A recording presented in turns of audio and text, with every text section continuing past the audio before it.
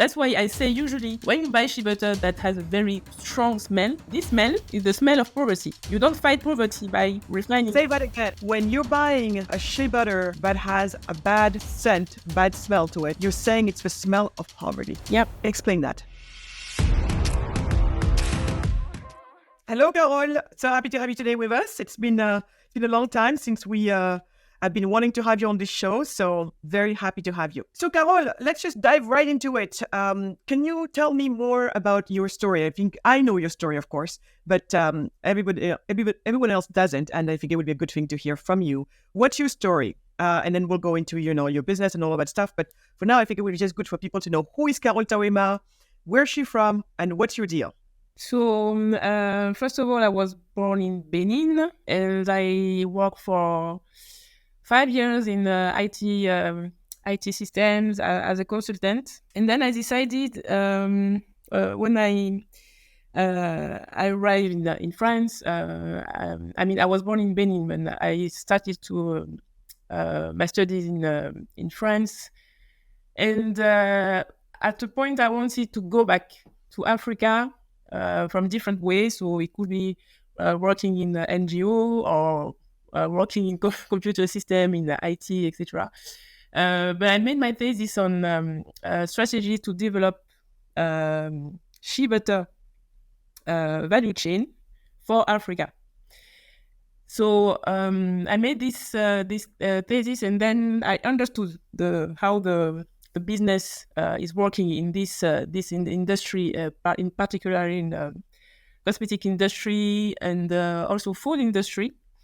And I understood that the women who are based on this value chain were for several years. I mean, it's shea value chain is like it started with the colonization history, but it's a treasure from Africa that African people don't consider. They don't think that it's they don't look at it as a treasure. So the people outside Africa easily identify what is that are a lot of value, and then they decide to use it to transform it, and then give and add value on those ingredients. So then I decided to do what other people could do, and I with my family, because Karethic is a family business. I did the company in 2008. First of all in Benin, and then in France. In France, it was in 2010. So this is how the story of Karethic began. No, that's really great. But before we dive into the story of Karethic more, I would like Carole to maybe understand better so people can follow your story better. So you were born in Benin, and then so you were raised, educated in Benin until what age were you in Benin before I think you moved to France directly, right? So yes. When did that happen? How old were you when you moved to Benin? I came in France at 10. I see. Okay, so then you arrived in France when you were 10, and if I understand correctly, you were in France and living in France until you were around in your 30s. Is that what it was? No. When did you decide to start Karethic? I was 20, about around. The idea of Karethic was born at the end of my study. I studied in business school in the south of France. So I was about 22 or 23. Okay, great. Yeah, that helps very much explain. So, Carole, earlier when you were talking about you started saying the story about the shea butter. So when people hear you say shea butter, Carole has a very French accent, so what she's trying to say, what she's trying to say is shea butter. So when you hear shea butter, it's shea butter, but it's okay. So Carole, when you were talking about the story of a shea butter, and you said it back from the colonization or slavery, you said something like that. Can you walk us through more that history? So during the colonization period, so the colonizer, the French colonizer. Were asking for taxes. It was a kind of taxes, the shea nuts. They used to collect it in the villages. So at that moment, it already had a value. It has already a monetary value. So it's shea butter is in the colonization history. More like a tax, but it has a lot of value, because I think that you know that during war period, or during crisis period, what get the most value is usually fat. In France, 5 years ago, when the crisis started, the price of the butter increased a lot. So I guess that's why during that period of colonization, the colonizer gave value to the nuts, because she gives a lot of fat. So they were using it for. So when you say they were using it as a way for Beninese, was it a way for the colonized Beninese to pay them taxes, or? Yeah, yeah, and you can see this like in the ancient civilization, you had the lord, and then the feudal system. Exactly. Yeah. So then when you were saying it had value, this is interesting too. I think this is going to be. I want to stop on that for a second, because so in the colonial times they were using the shea butter as a mean for the colonized, and this is just, you can't make this stuff up, right?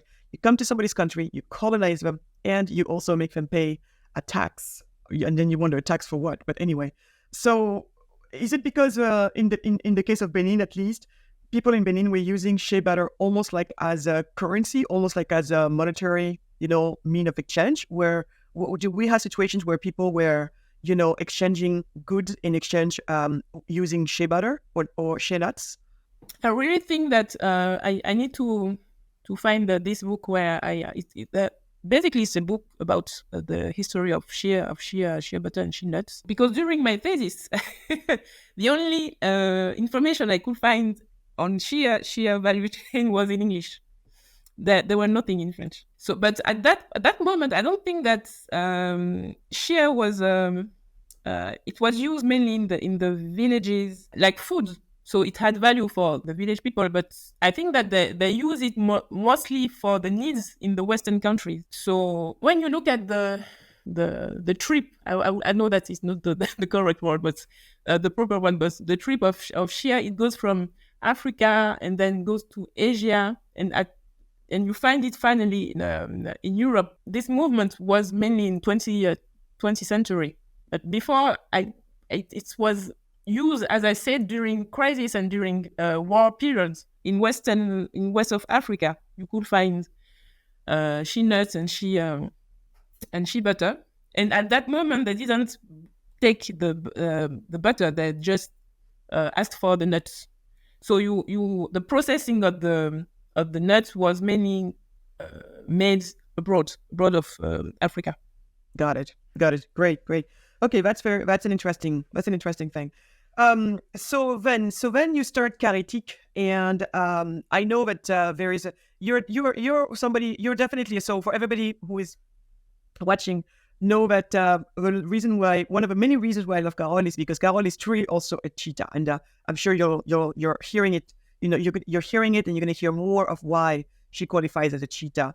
And also, I would say she's a cheetah and an Amazon. We'll talk about the Amazon as well. Oh, thank you. But, maybe you're the only cheetah Amazon or the Amazon cheetah. I don't know. No. I know so many cheetah and Amazon. Yeah.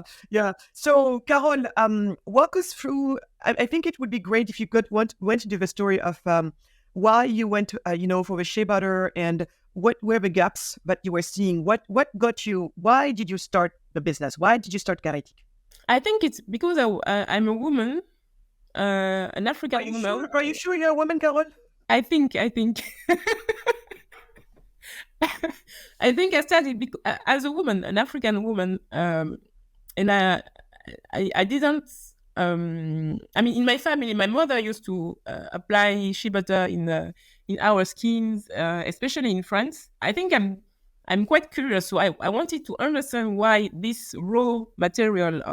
At that moment, we used to buy it in a journal paper. The women newspaper. It was wrapped in newspapers. Yeah, mm-hmm. In newspaper. Yeah. So sorry. So I needed to understand why we just stop at this point, and then when you come in France, you can see shea butter in different packaging, very nice packaging, and label, etc. And I knew that the shea butter that was produced in Benin was the shea butter that my mother used in France in most of her cream and the DIY cosmetics. But the price was so low, and the difference between the price in France and the price in Benin was so big that I needed to understand it. So I start looking for laboratories that were known for using shea butter, and I don't know if I can say the one, but one of them is selling one shea butter cream, hand cream, every 6 seconds in the world. Every 6 seconds? Yes. Is that L'Oreal? No. Who is it? Come on, Carole, who is it? L'Occitane. L'Occitane, wow. Yeah. All right, guys, L'Occitane selling shea butter every 6 seconds in the world. And much more now, because this figure, I found it during my thesis. So which so is it a little jar? Is it a little jar of a pure raw shea butter, or just a product with shea butter in it? A product with shea butter in it. Oh wow! Still, we all know that the shea butter is a huge cornerstone ingredient of cosmetics industry. Yeah, and skincare industry in the world. Skincare. So I was quite lucky because the man I interviewed for my thesis was working for L'Occitane, and he explained me that L'Occitane was, the founder fell in love with the shea butter in the villages, and he wanted to use these ingredients in his formula. But he started to buy some quantities of shea butter, and then the first import of shea butter was so bad, and it was bad because the butter couldn't be used in the formulas. So they decided to use the shea butter that you find in the food, processed food. So the shea butter that you find in processed food is what we call refined. That means that it's heated at very high temperature. And then all the vitamin and the properties of shea butter disappears. It destroys. So they decided to use it because it was more secure, and that they could buy a huge quantity because L'Occitane is now a CAC 40 company. Yeah, it's a part of what we would call in the US part of a Fortune 500. Fortune 500. So in France, the CAC 40 is almost the equivalency. But Carole, quickly, just to go back, for people to understand also why refined shea butter, a lot of skincare companies prefer to use it, although it's not the ideal state of a shea butter. I think both you and I would agree that the better state of a shea butter is a virgin shea butter, because like you were saying, by the time it's refined, it lost all of its properties, values, nutrients, vitamins, all of that.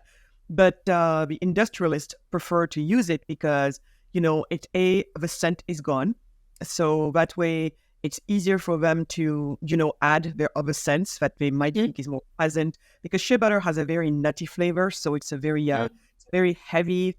It's a rather heavy scent, right? So it's really hard if you wanted to have something that smells in the end like mint or citrus or whatever. If you mix those scents, when you mix certain scents that are more aerial with things that are more basics, it's really hard.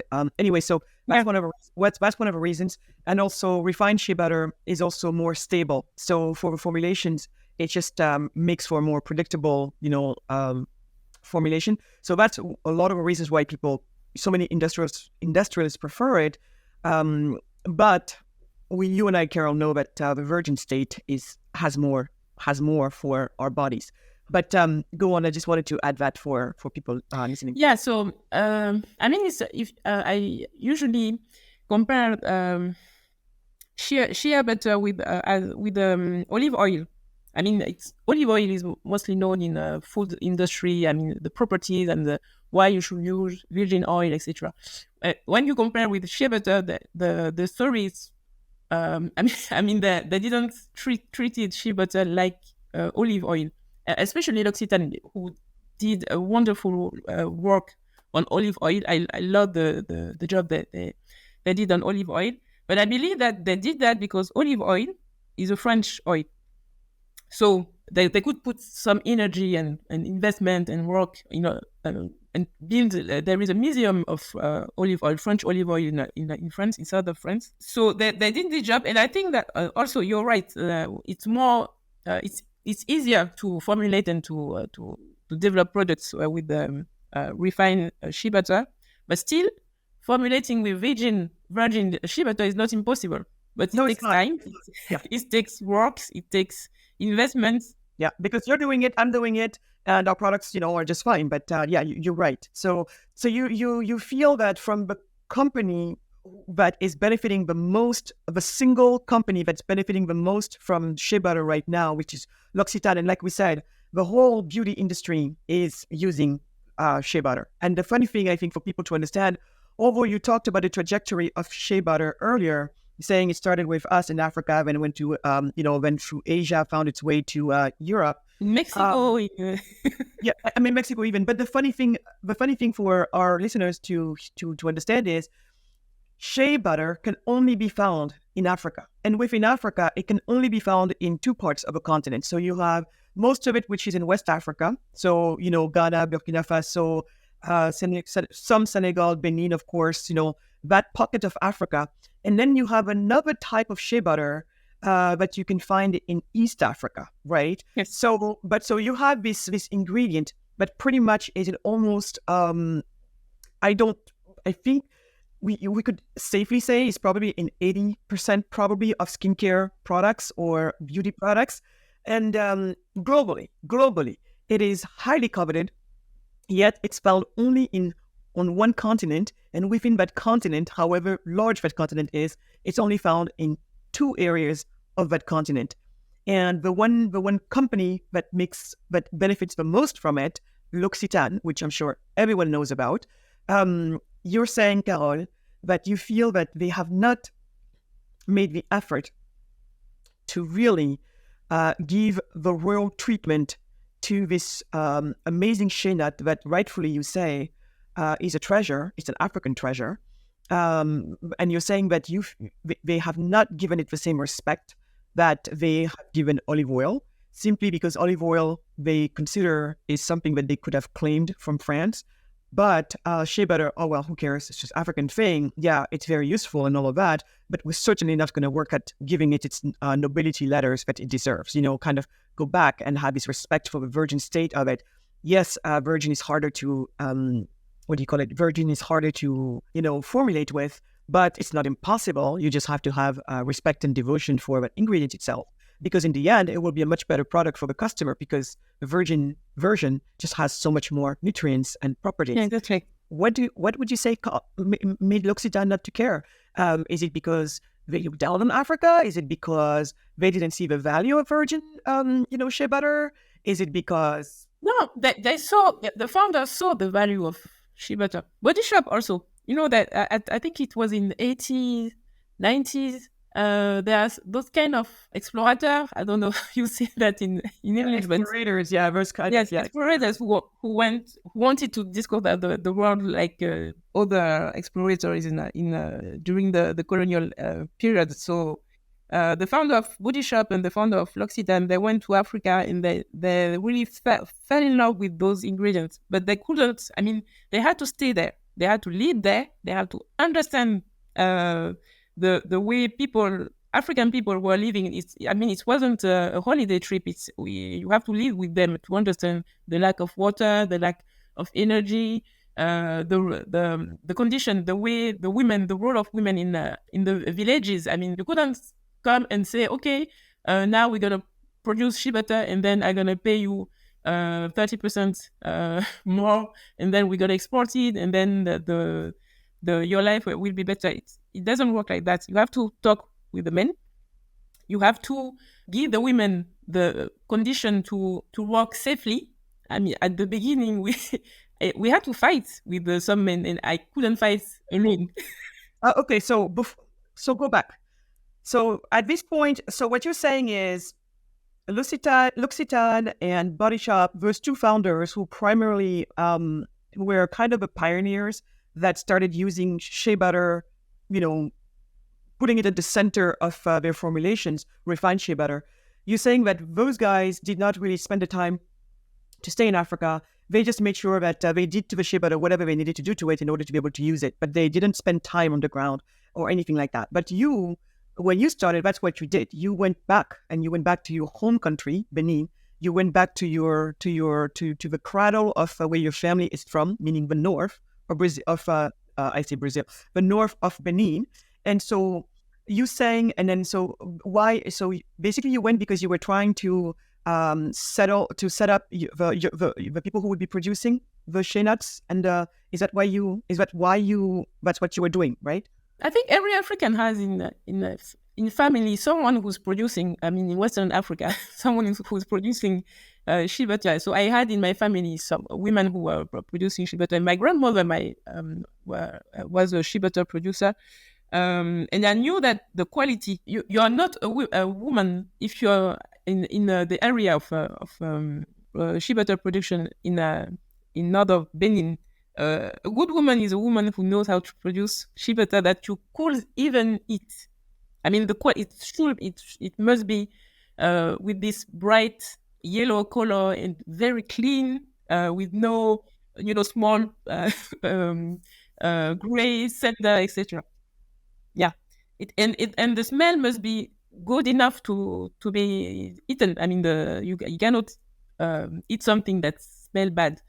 So the women who produce shea butter that smell bad, if they do that, then they can sell it at a very low price, and then you have to refine it. That's why I say usually when you buy shea butter that has a very strong smell, this smell is the smell of poverty, and you don't fight poverty by refining. Say that again. It's the smell when you're buying a shea butter that has a bad scent, bad smell to it. You're saying it's the smell of poverty. Yep. Explain that, please. When a woman produces shea butter in the proper condition, I mean in a clean place, and she knows that she's going to get a good price from this shea butter, then she will put every energy and effort to get the best quality of shea butter. So if she doesn't do that, that means that she's living in a very awful condition, and that all that she can bring to you is this smelly shea butter. So you're not saying that the quality is poor because the lady who is making it has poor habits and or poor standards, but it's because she has poor living or production conditions that lead to a poor quality product. Yeah. I give you an example, but I think that you already saw that in the villages. In a house, usually you can see chicken, sheep, and they're walking everywhere. And then you can find shea nuts mixed with the garbage. I mean, it's not clean places, but the women have to store the nuts there. They don't have the choice to do that. And then when you store shea nuts in those conditions, at the end of, so something important I have to say, you collect shea nuts during the rainy period. So imagine those women, they need this money. So from June they will go in the forest and with a seau, comment on dit ça? Yeah, with a bucket. Yes, with the bucket on their head, a baby on the back, and then work like 4 hours, usually more, in order to get those nuts. And then they will work mostly under rain. And when they go back to their house, they have to cook. So then they put the shea fruit. So they collect the fruit and then they separate the fruit from the nuts. And then they have to take out all the kids and they have to cook. There are so many things that usually they let the nuts become very black. And when the nut is black, you can be sure that you're going to get a smelly, with a strong smell, butter with the shea butter with a very smell strong, with a very strong smell. Yeah, and also a color usually that's not like this beautiful, golden color that normally the shea butter has, but it's a little bit like, grayish, palish, grayish. Even the color doesn't look right. Yes.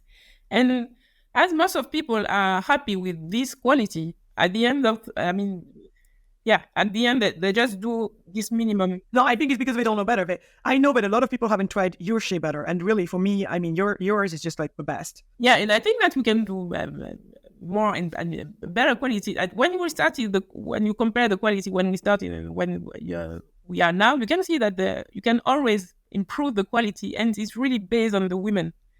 The first one are training the new co-ops that who work with us. So it's like a high standard, very well trained women that train the other, etc., etc. So my dream was to, and it's still the dream, to bring this all the work where I did. I started with my thesis, and then I apply it on the ground, and then we got a very high quality shea butter that we can use now in our products, in formula, in cosmetics formula, etc. I wanted to make it known in other African countries, in Togo, Ghana, etc., in order to show that we can do better and we can ask for better and we can, yeah. But it didn't work like that. But it's another story. For now, I'm sure we'll get to that story. But I go back.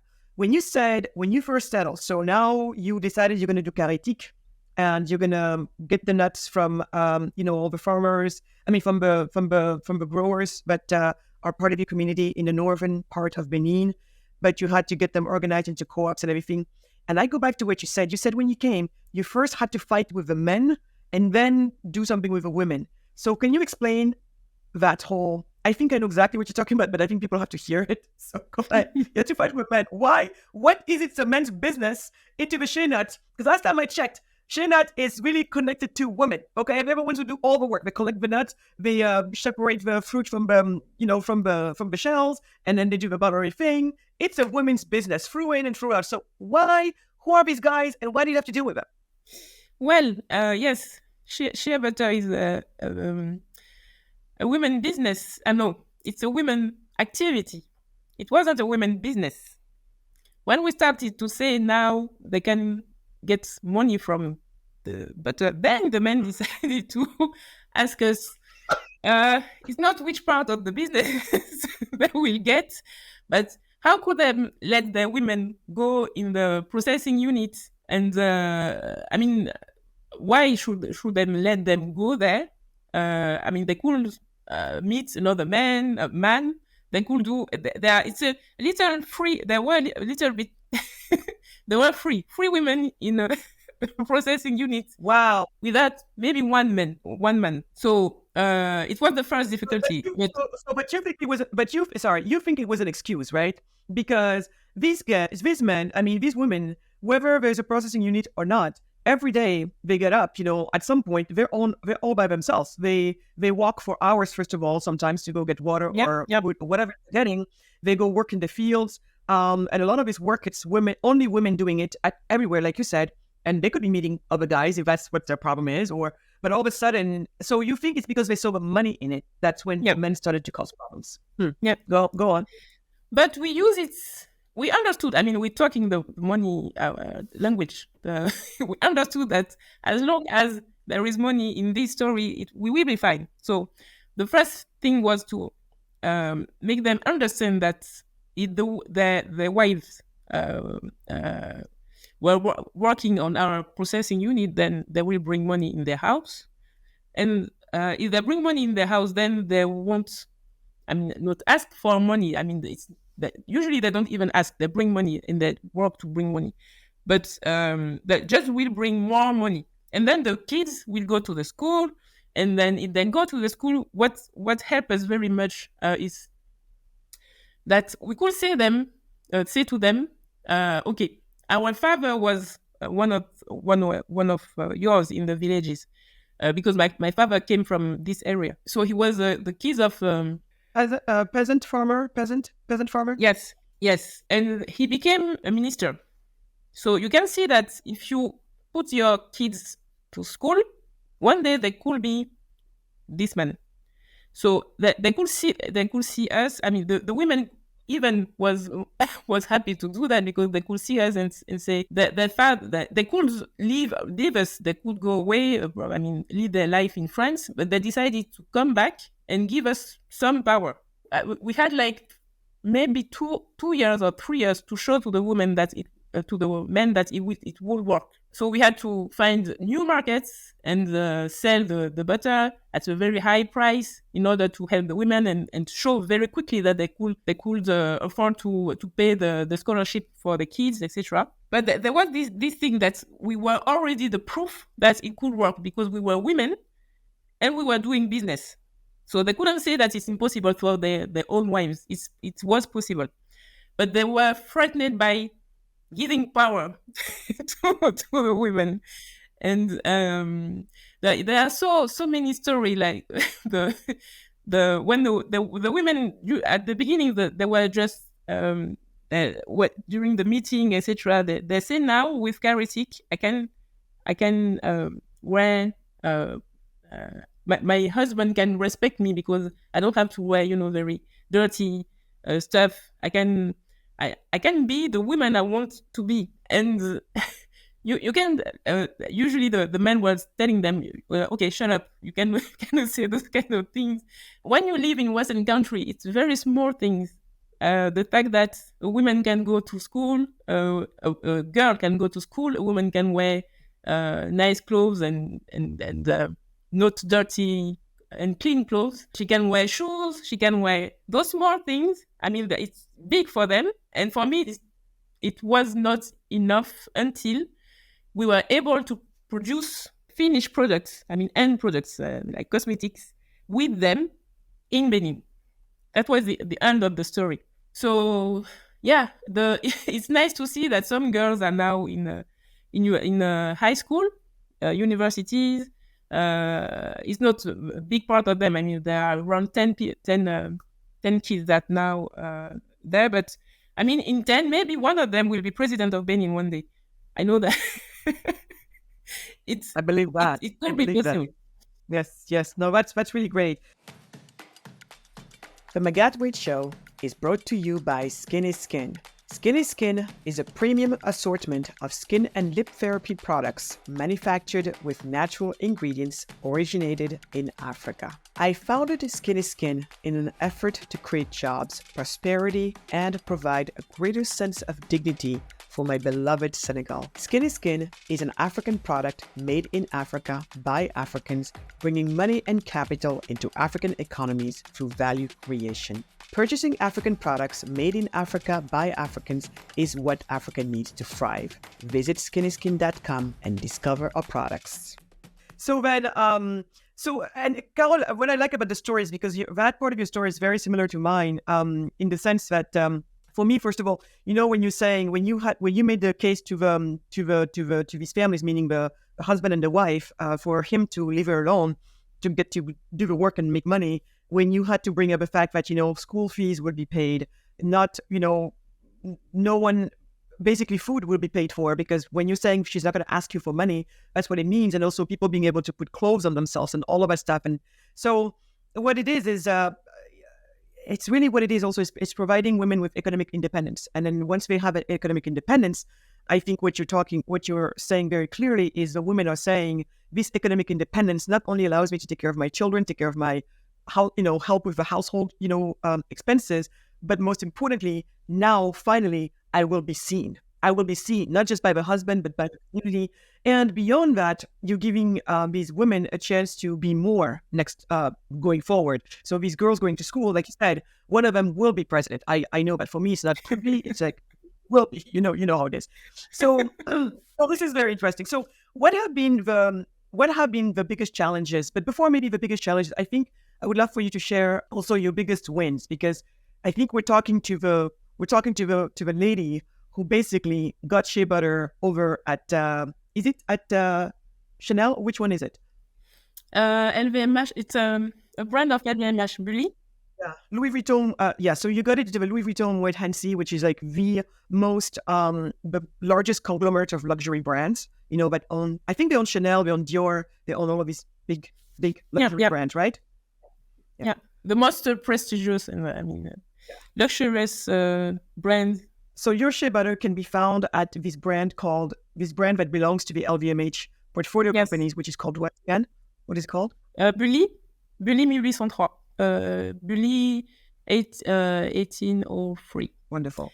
Yeah. So you can. I was yesterday at Le Bon Marché. Le Bon Marché is also one of them. So yeah, it's funny to see that these ingredients that so many Africans don't consider because it's just there. It's just just shea butter.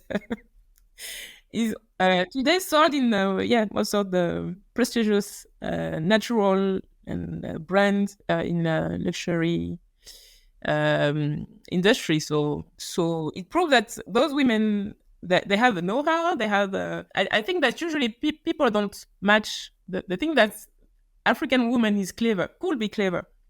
And concerning those women, I think that's why L'Occitane and all those cosmetic brands didn't do the job. They couldn't imagine that those women could find the solution to improve the quality of their shea butter with the mean that you can find in the villages. You don't always need technical machine. I mean, it's not the machine that help us to get a better quality. It's the human know-how. It's the know-how, but it's also like what's the l'exigence. I couldn't say that if in France I met people more rigorous than those women in Benin, and I need time to to understand. I know it's because they live in a very difficult condition. So if you don't know how you can process shea butter when you have very few water and when you don't know when the energy will be available. So you have very few time during the day to collect, to dry, and then to process. And when I listen to what you write, what you say, what you all your podcasts, it reminds me that when you say if you take someone in Africa and you put them in the proper area, I mean everywhere in the world, they can resolve so many things. So it's the thing is we have to work. Don't let them leave the country because everyone wants to stay in his country. I mean, but give them the condition to bring to the world what they learn living in those difficult ecosystem. I mean areas. Yeah.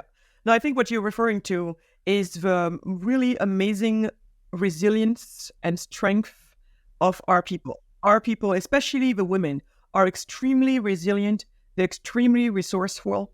And I mean, and I think anyone who has spent time with these African women, especially the ones living in the countryside under these very harsh conditions, these are probably among the hardest working people I've known. And I would also say very smart people as well, because once they understand what an issue is and what you're trying to get to, it's amazing the ingenuity that they have. See, even me with my English, I'm going to be as bad as you are sometimes with some of the words. We try. They have but ingenuity, it's just amazing. Yeah, so I get exactly what you're talking about. So Carole, what have been some of the biggest challenges that you have encountered doing building Karethic? There are so many challenges, but one of the biggest one, I think that is related to confidence. Now in 2023, I thought there is something with confidence. So it was confidence concerning me because at the beginning I was young Black woman, and fortunately I was born in Africa, so that I didn't live like the one who was born in France or in Europe, etc. Because during the 10th, first years of life, I think it's important when you don't have to wonder why are you different from someone. Your skin is. I mean, I didn't have to bother with all those stuff. So, but when I came in France, the first challenge. No, it's not when I came in France. When I decided to be an entrepreneur in beauty area, that this moment was the first challenge. Because before that, I think I forgot that I was Black. But when I decided to work on skin, and I discovered that I was Black.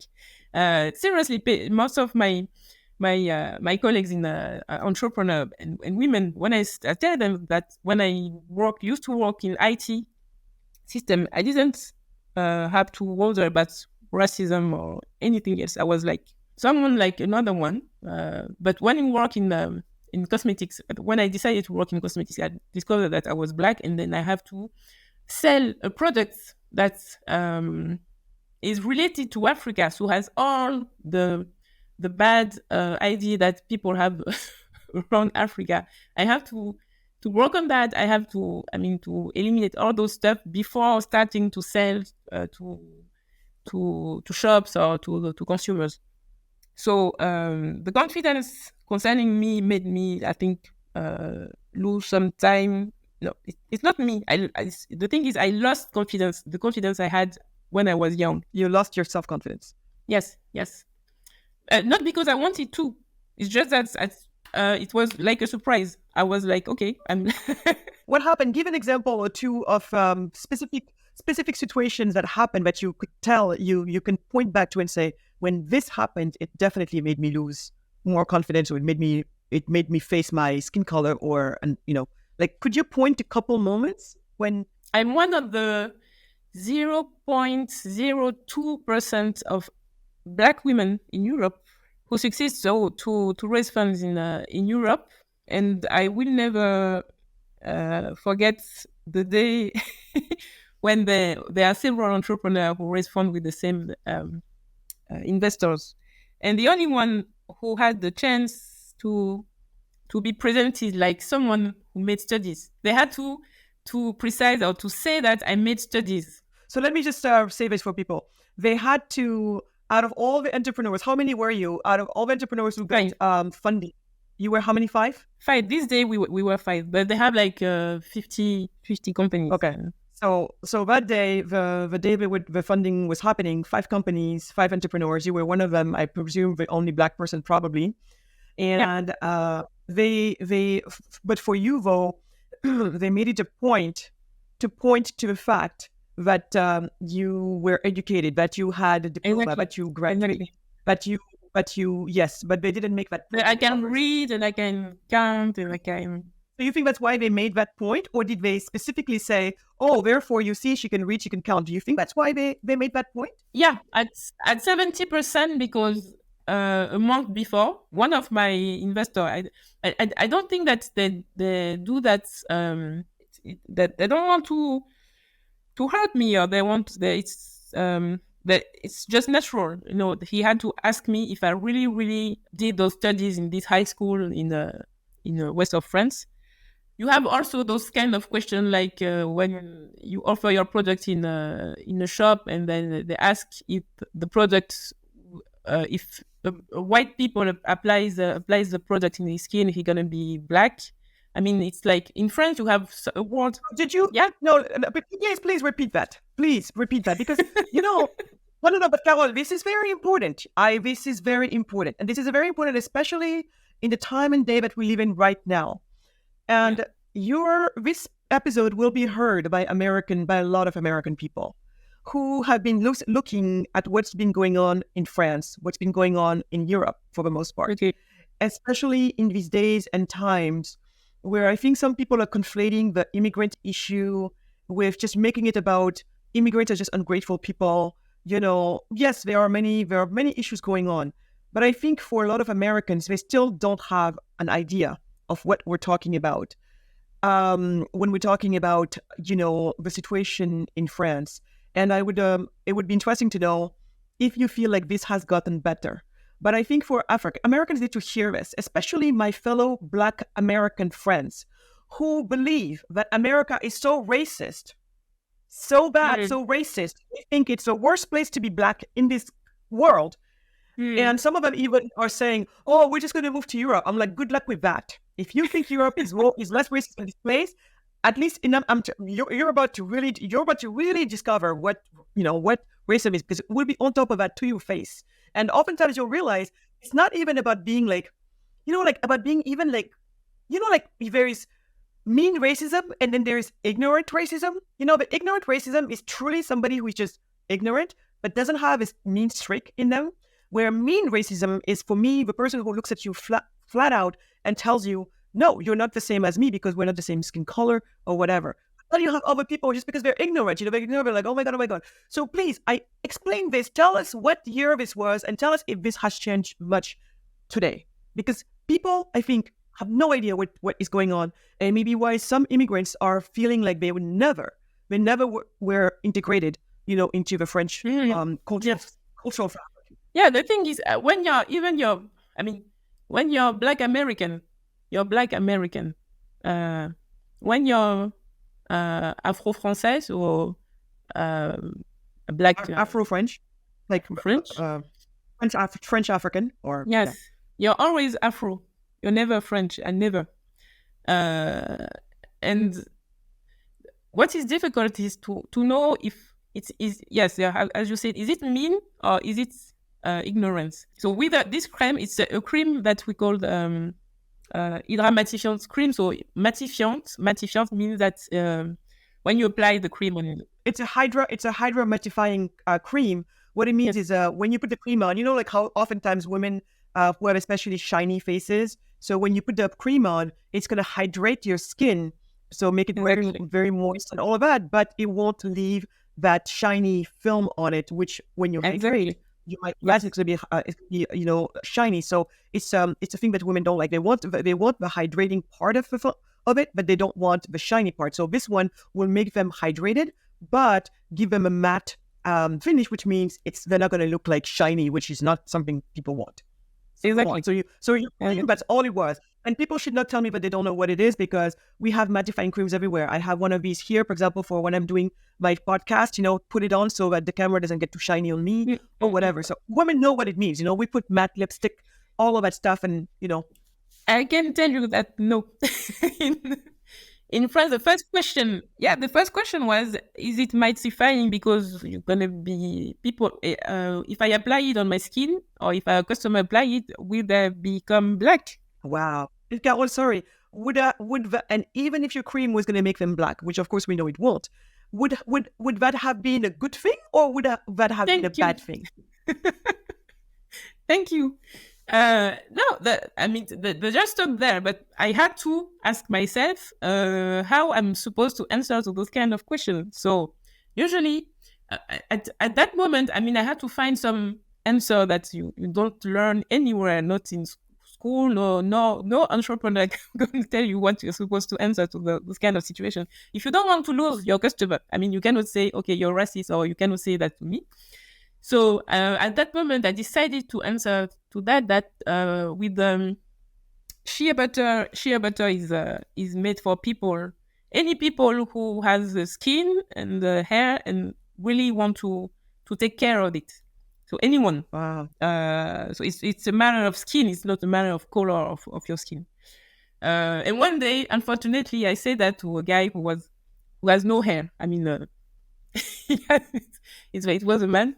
So, and the funny thing is, I understood that if I just talk about skin, I answered them that we have the same skin. We have the same skin, and skin is skin. And skin really is skin. That's why we call the company Skin is Skin. It's the color, exactly, the pigmentation. Yeah, exactly. It's it's the only way to know to prevent any any segmentation or. For me, at that moment, it was ignorance. It wasn't mean. But I had all the, when I was talking about shea butter for babies, I always had the same question: is it good for? We know that it's good for black babies, but is it good for white babies? So wow. you are losing so many times. Carole, what year was this?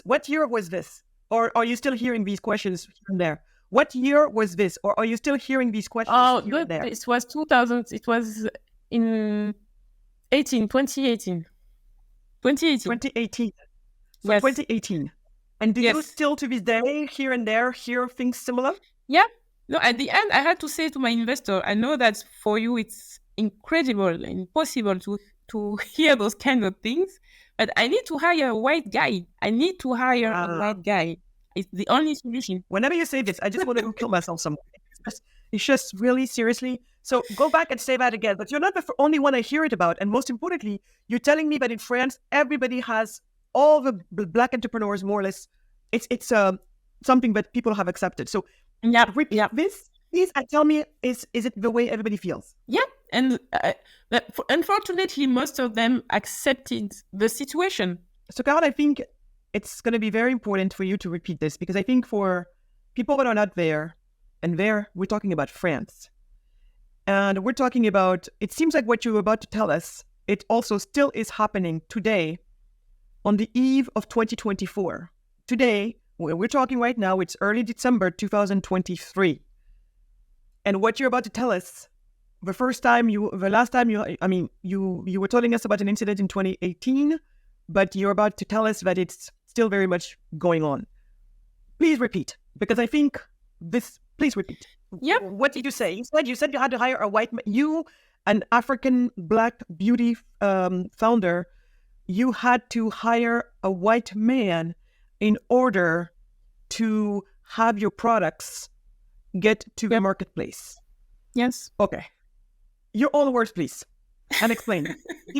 Tell us what happened. Even if I took this decision because when I started, my fellow black entrepreneurs, but who had like 10 years experience in entrepreneurship, they used to tell me, you should never tell them that you are the founder of your company. Never. If you have an internship, then say to the internship that to present himself like the founder of the companies. What you mean by this is, you said internship, but what you mean by this is when you have an intern, say to that intern, and you're talking about a white intern. Yes. Say to that intern to say during meetings outside when you guys are outside meeting other people, for the intern who is white to say that he's the owner and the founder of this company. But in fact, it's really you, the founder. But you're not going to say that he. And it looks like also you're saying it has to be a he. So it's not just white, but a white male. And recently you said it has to also be a certain age. So please, Carole, explain all of this to me. When did you when you told me about this, I almost fell out of my chair. I'm not saying that, Black people in America, some people I don't hear saying that, especially in the tech industry, saying that, maybe there's not as much funding going into Black entrepreneurs or anything like that. But I would have to say there are many, many, many, many, many African Black people, entrepreneurs in this country who are still, who are getting funding, and it's happening even more and more. But what you're explaining here, just go back. I feel like I'm speaking for you, but tell, when is the first time? So you said when you started, some entrepreneurs who had 10 years seniority over you, the first advice they gave you was never say you're the founder of your company because you're Black. Yep. And I didn't understand why. Now I understand. I understand. And during, 10 years or 15 years, I decided to fight and believing that the more we're going to, reach until LVMH, the luxury brands, if we do that, then things going to change. But no, in every, I think that I'm the one, the first one who decided to go out of this. There are areas in France dedicated to Black people, and those are the worst areas, especially in Paris. Look, what do you mean areas? Are you talking about the banlieue, or are you talking about some arrondissements of Paris? You're talking about the physical. Both of them. So you have the 18 arrondissements in Paris. The Chateau Rouge, Chateau d'Eau, all the areas where you can find African products. Those are the most dirty area in France. I would say in France because it's so crowded that and never cleans, and the police never goes there, etc. It's like the Far West. Yeah. So you usually when you're Black in France, your place is there. You're not supposed to go somewhere else. Even today in 2023. The brands, one of the most, the brand that France will show you, like the cosmetic brand that France will show you, like the successful brands, cosmetic brands built by a Black woman, Secret de Loli. When she started there, in Chateau Rouge. During that moment, I didn't want to go there because I was like, if I go there, then I don't want to start the story of Karethic there in Chateau Rouge. We didn't do all those things to start there. You were fighting the stereotypes. That's why you didn't want to start there. Exactly. For an entrepreneur, it's not an entrepreneur way of picking I mean, could be easy for us to go there, but the thing is, if we wanted to go there, then we had to sell our product at a very cheap price, and I didn't want neither to sell at a very cheap price because I knew all the work that women were doing in Benin. So we started with the organic shops, and I was happy that I didn't have to go to the Chateau Rouge area. But today, you know that the brands, the fancy, not fancy brand, but there is a brand named Chateau Rouge. Yes, from Senegal. I think it's from Senegal, right? Exactly. Chateau Rouge, and you can find it in high-end shops like Le Bon Marché. But I mean that even in the luxury area that took Chateau Rouge, I mean, you cannot... They took the Chateau Rouge history, and I mean, you take the African image in Paris or in France, and you put it exactly the same way. Not exactly the same way, because the designer is very brilliant. But even if when you succeed on targeting high-end shop, they keep your this information that you cannot escape the place that they gave you. You cannot escape it. So Chateau Rouge is a successful brand, but it's still Chateau Rouge. It's because it's Chateau Rouge that they will take it and sell it in the luxury shops. I think, from my point of view, I could be wrong. So nothing changed, and it's getting worse. It's getting worse because how is it worse? In 2017, there was a trend about made in France, the made in France trend, or the product made in France. And at the beginning, I found it nice because I was talking about the made in Africa, or at least made in Benin. But the thing is, when they were talking about made in France, so there is a brand like named the Slip Français. When you're talking about the made in France, usually it's these brands that is named. They started using, the bleu, blanc, rouge, so the French flag. Yeah, blue with red. Yes. And then the far white, I know the party in France, the party, political party in France who want to throw all the immigrants in the sea in France, used to use this flag. Now it's called le Rassemblement National. But back in the days, it was before they rebranded because they had to move away from their white supremacist background and all of that very bad, unsavory, background. They rebranded for more respectability, but they rebranded everything. It's wonderful. Yeah, but so there is a mix of marketing of made in France and the political made in France. So they work together to make everything that look like stranger not welcome in France. So I saw brands who were selling shea butter, but they were selling it more easily than us because it was written made in Britain, in Bretagne. Wow. Okay, wait.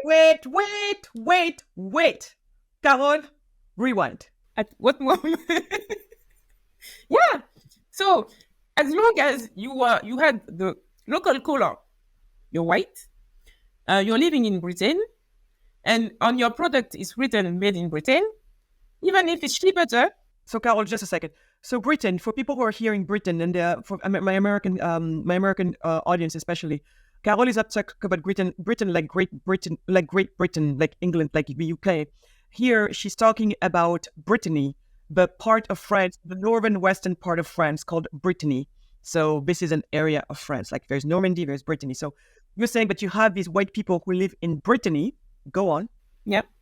So it's a brand made in Brittany, founded by someone from Brittany, who is selling shea butter.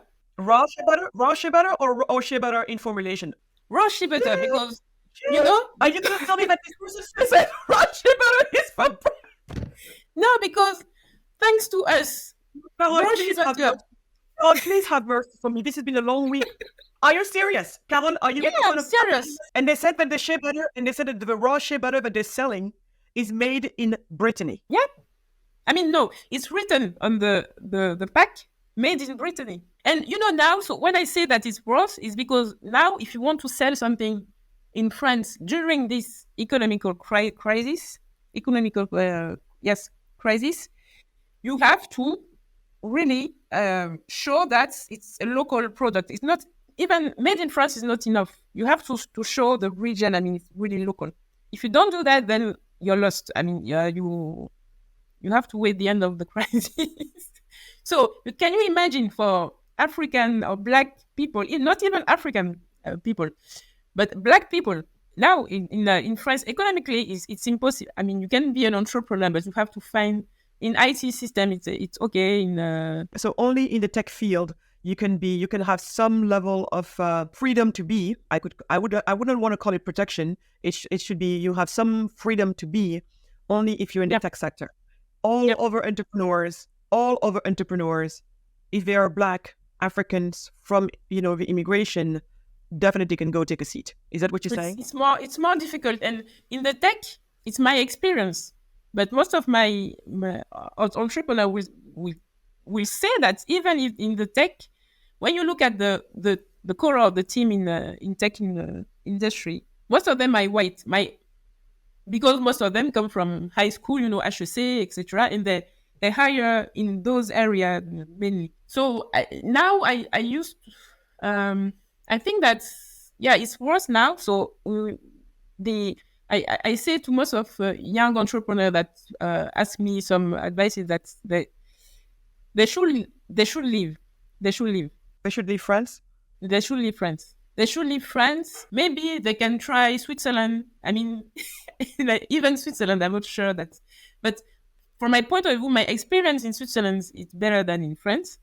As an entrepreneur, at least, when I trying to develop the market, etc., there is something special in Switzerland, even if it's a very close country.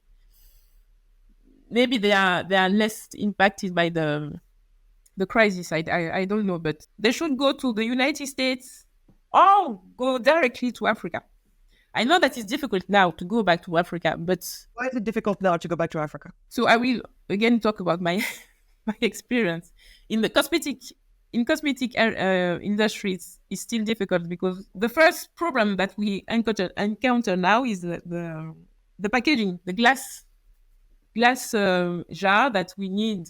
There is a lack of those kind of packaging. Most of them comes from China, and the quality will differ from. You cannot do. I could not do Karethic in France, in Benin. Of course, it's impossible. But there are so many little stuff like that. 2 weeks ago, we had to transfer money from Benin to France, and we had to pay like 12% of taxes to the bank, and no one told us. I mean. In order to do that, we decided to. It was a small amount. It's 2,000 euro, and in order to send 2,000 euro one time, we had to go to the bank to ask for a formula to have the authorization to transfer the money, and then so when you go to the bank, you could wait for 3 hours, and my mother is at the head of Karethic in Benin. I couldn't let my mother stay 3 hours in the bank. So we asked help to our accountant. So the accountant tried also. He asked for the formula, and then we had to ask an authorization to the government or someone, an agency in the government. It took like a month to send only 2,000 euro. So we decided to split it in free transfer. Yeah, because depending on the amount, because I believe that normally it's like if you're going to be sending 500,000 francs CFA, which is roughly $1,000. Normally, no, it's if you're going to spend something like that, you have to ask for the authorization, a previous authorization from the bank in order to get to get the exchange rate and also for the bank to go out. So what amount did you have to split it in so that you don't have to go to the bank? It's 500, and then same. Yes, 500,000 CFA. Yep. Mm-hmm. Exactly. Yeah. So in order, Carole, I want again for my American audience, because, when I'm here telling the world, the reason why Africa is poor, it's because it's the most over-regulated region in the world. And then you hear it be like, oh my God, she wants free, laissez-faire, no rules, no nothing, this dirty, liberal, And I'm like, all we're talking about is what Carole just talked about. In the US, any business person, if you're in business, you're going to need to pay and be paid. Pay your employees, pay your suppliers, pay. And you're also going to need to be paid by your customers, paid all, your investors also send you money to invest in. So money has to move back and forth. And it's important that it gets to move wherever it is that your suppliers are, because you will belong to this global world. So what Carole is saying is, imagine you are in the US doing business and you need to send money to another entity, let's say in France, literally. But for that to happen, you have to physically, in this case, she's trying to send 2,000 euros, which is roughly 2,000 something dollars. I think it's a little bit more than $2,000 because the exchange is higher right now. So for $2,000, you guys want to send $2,000 for most businesses. Carole is not a student starting a business, with her little piggy bank, right? With a couple $100 here, a couple $100 there. She's been in business for more than a decade. So really, $2,000 is a small amount in the grand scheme of things in terms of transactions she has to make. But for $2,000, you basically imagine you're somewhere in Michigan or somewhere in California, or you're somewhere in San Francisco, New York, whatever. You need to send $2,000 to your customer in France. You have to literally go, get in a car. You can't email, because Carole, you could not email them, right? Yeah. You have to go to Carole, what happens if you email them? Is it because they say it's not safe? They have to see you? You have to bring. No, I have email. How can't you? Yeah, they never open it. Thank you. That's what we're trying to tell people. And they're all like that. The government officials are like that. The bankers are like that. Most people are like that. Emails, what's that? Whatever. So if you want something to happen, you have to walk over, get yourself in a car, or drive. Physically, you have to get your body over there. So she has to go to the bank. And when you get there, wait for 3 hours. You're lucky it's only 3. Because most of the time, then you're like, where's the teller? We're talking about the tellers here. Where is he? Yeah. Oh, he went to run an errand. He's probably out running errands. The bank was probably open till 8. So he was running on an errand, and all of a sudden he shows up. And if you want to be mad, be careful, because you want to be mad, he's going to make it even worse for you. Because remember, you would think, come on, this is a bank. And Carole, this was a private bank, right? Or is it a national bank? Okay, a private bank, you guys, treating their customers like crap. Do you know why? Because they can't. So Carole goes over there, waits for 3 hours to go and say, I need to send my $2,000. This is not a loan from these people. This is your money. The funny thing is that our contact, she wasn't there, but we didn't know. So we were waiting my mother was waiting there for nothing. She had to go back. What do you mean the contact you didn't know about waiting something? Yeah, our bank contact. I mean, our conseiller. Your bank representative, the one who is in charge of the account. He was not there. A woman, she gave us the meeting. That's another thing. Carole, stop. That's another thing. So you had a meeting with her. You normally had a meeting with her. What time was the meeting at? I think it was in the morning, because my mother always go in the morning. And by the way, I know it's not proper to say ladies' age, but I want people to understand it's not like your mother, is in her 60s. How if we can say, Magatte Tawema's age, what is it? Because almost 70. Yeah, almost 70. So she should not be out there waiting like this forever. So that's the only reason why we sent this. So your mom had a meeting with a bank, with your bank representative at a specific time. She showed up. The banker was not there, and she waited for 3 hours, right? Yep. And then she had to go back home, and then she went home because this person never showed up. This is a private bank. Never showed up. Yep. So then, you guys have been trying to. It seems like you've been trying to get in touch with this person. Eventually, you didn't get in touch with this person, so you're trying to think about how to send the money without having to talk to them, right? Because and the reason why Carole had to talk to this person is because banking and finance is among the most regulated industries in Africa, especially due to KYC laws, know your customer laws. all of it's nonsense. So which means it, and the way it manifests is laws saying that if you want to transfer for whatever reason at more than 500,000 sefa, which is roughly $1,000, from where you are to another country, you're going to have to ask permission from the bank to turn that currency into the currency you're going to be sending it out in. You have to have the permission first. Once you have a permission, then you can proceed to do some type of wire. But for all of that to happen, you have to go see your bank representative, because the bank representative also does not take emails. They have emails, but they don't open their emails. So everybody listening, when I tell you how hard it is to do business in most African nations, this is what we're talking about. Yeah. And 500,000 it's one layer. If it was more, because then you have other layers, because the more money you're trying to send at once, and the more authorizations you need, the more paperwork they're going to need, because they're going to say, are you sending this to terrorists? Are you sending this to, is this a trafficking? What is this all going on? I'm like, in the US, which is one of the most complicated when it comes to that, for me, it's easy to send money back and forth so easily. I mean, come on, the technology does exist. Give us a break. Now you wonder why we use Bitcoin? This is why I use Bitcoin. Because if you were using Bitcoin, Carole, less than a minute on the Lightning Network, the money is on the other side in my account, and your mom will have to go and wait for 3 hours for nothing, waiting for somebody who's not showing up. But anyway, Carole, I digress. So you guys said the bank route is not going to work because it's too messed up. So you're trying now to cut the amount smaller so it doesn't trigger you having to go to the bank. So what did you do? So we asked our accountant to do this work, and then when the wire was made, on the two. So you were still trying to send the 2,000 euros, but this time, instead of your mom going to the bank waiting there, you asked the accountant to take care of that, to be the one dealing with the bank. So you were still trying to send 2,000 euros, but this time let the accountant do the work. So which means it's going to cost you money, because whenever you ask your accountant something, you have to pay extra. So go on. Exactly.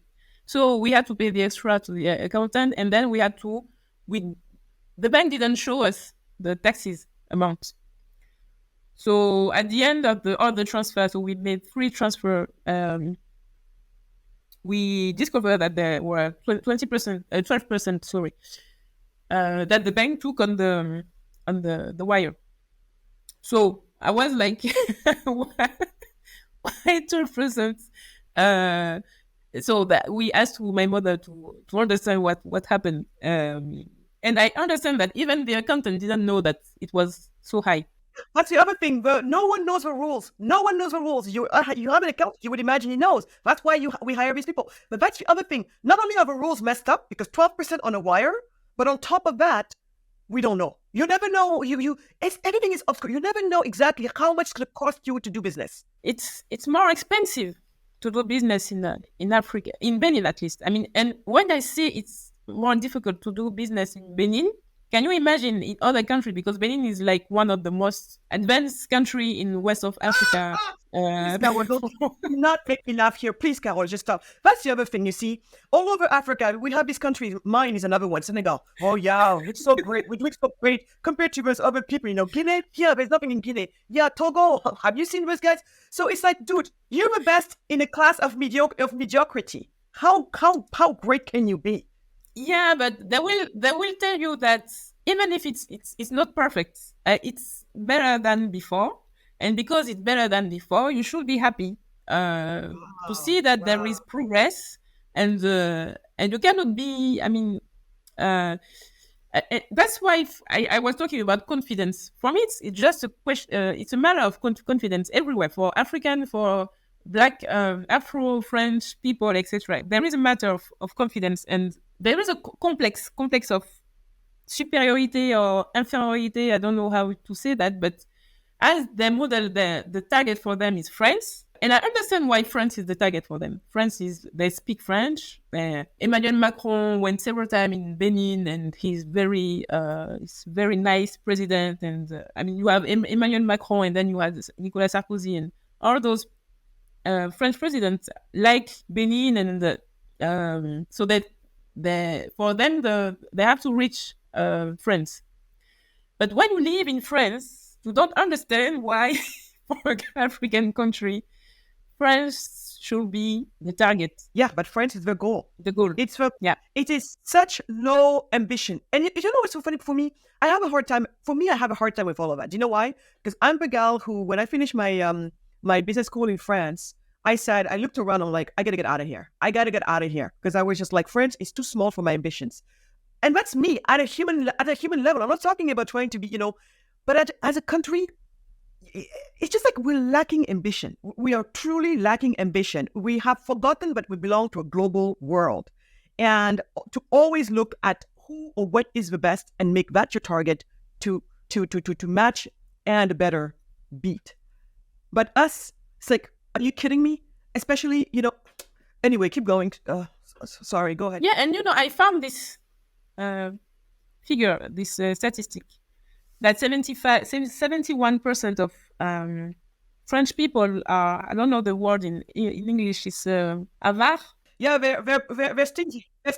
They're stingy. Yeah, I know that usually people say that, but I didn't know that it was so high. And it's really, when you try to understand why it's so high, it's that explains why they think of around a lack of something. There is a lack culture or something there, or they're afraid of lack or something like that.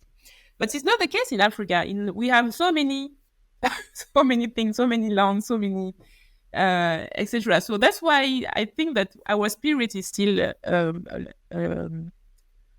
spirit of lackism. I don't know if the word exists, but it's Yeah. You're afraid of everything, and scarcity. It's scarcity. It's a mindset of scarcity. That's what you try to. Exactly. Scarcity. You talk about scarcity. It reminded the case when the biggest bank in France, the day, I was the first and maybe the only one. No, hopefully I'm not the only one, but the first one who got a loan from the public French bank. So in France, they ask ID from my family. They ask ID from my brother, my two sisters, and they forgot the ID of my mother, because my mother name is Dumas. So I was wondering, because at the beginning it was my family, and at the end it was only the ID of people with the foreign name, so Tawema. That means that even in the highest stage in the government of France, when you even if you're French, then even if you have a foreign name, you'll be treated like a terrorist, because the explanation was that they needed our ID. Again, even if we are French, they needed our ID in order to. It was a process in order to fight terrorism. So can you imagine that? More than 10 years living in France and being an entrepreneur, and being like the 0.02% of entrepreneur that was able to loan money from the national bank, etc. They had to treat us like stranger. And you know for a fact that they don't treat other French people who may have more French name. You know for a fact they don't treat them like, they don't ask for those documents. Yeah, because in my investors, they are French people. They didn't ask ID from those people. And see, it was we need the ID of your family. And I was like, in my family, there is my mother. My mother name is Dumas. So you didn't ask for the Dumas ID. Because it's very French. Exactly, because Dumas is very French. Is it the name of the Three Musketeers? Isn't the Three Musketeers, one of them has the last name Dumas? Alexandre, and also we have Alexandre Dumas. We have all of this. So I told to my I said that it's very stupid, because they missed the mother of the terrorists, because if only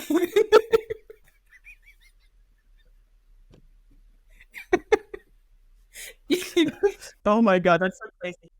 The Magatte Wade Show is brought to you by Cheetah Press, the publisher of The Heart of a Cheetah, how we have been lied to about African poverty and what that means for human flourishing. Get to know my life journey and how we can create a bright future for Africa by ending the endless cycle of charity and aid and shifting to prosperity building. You can buy it on Amazon.com.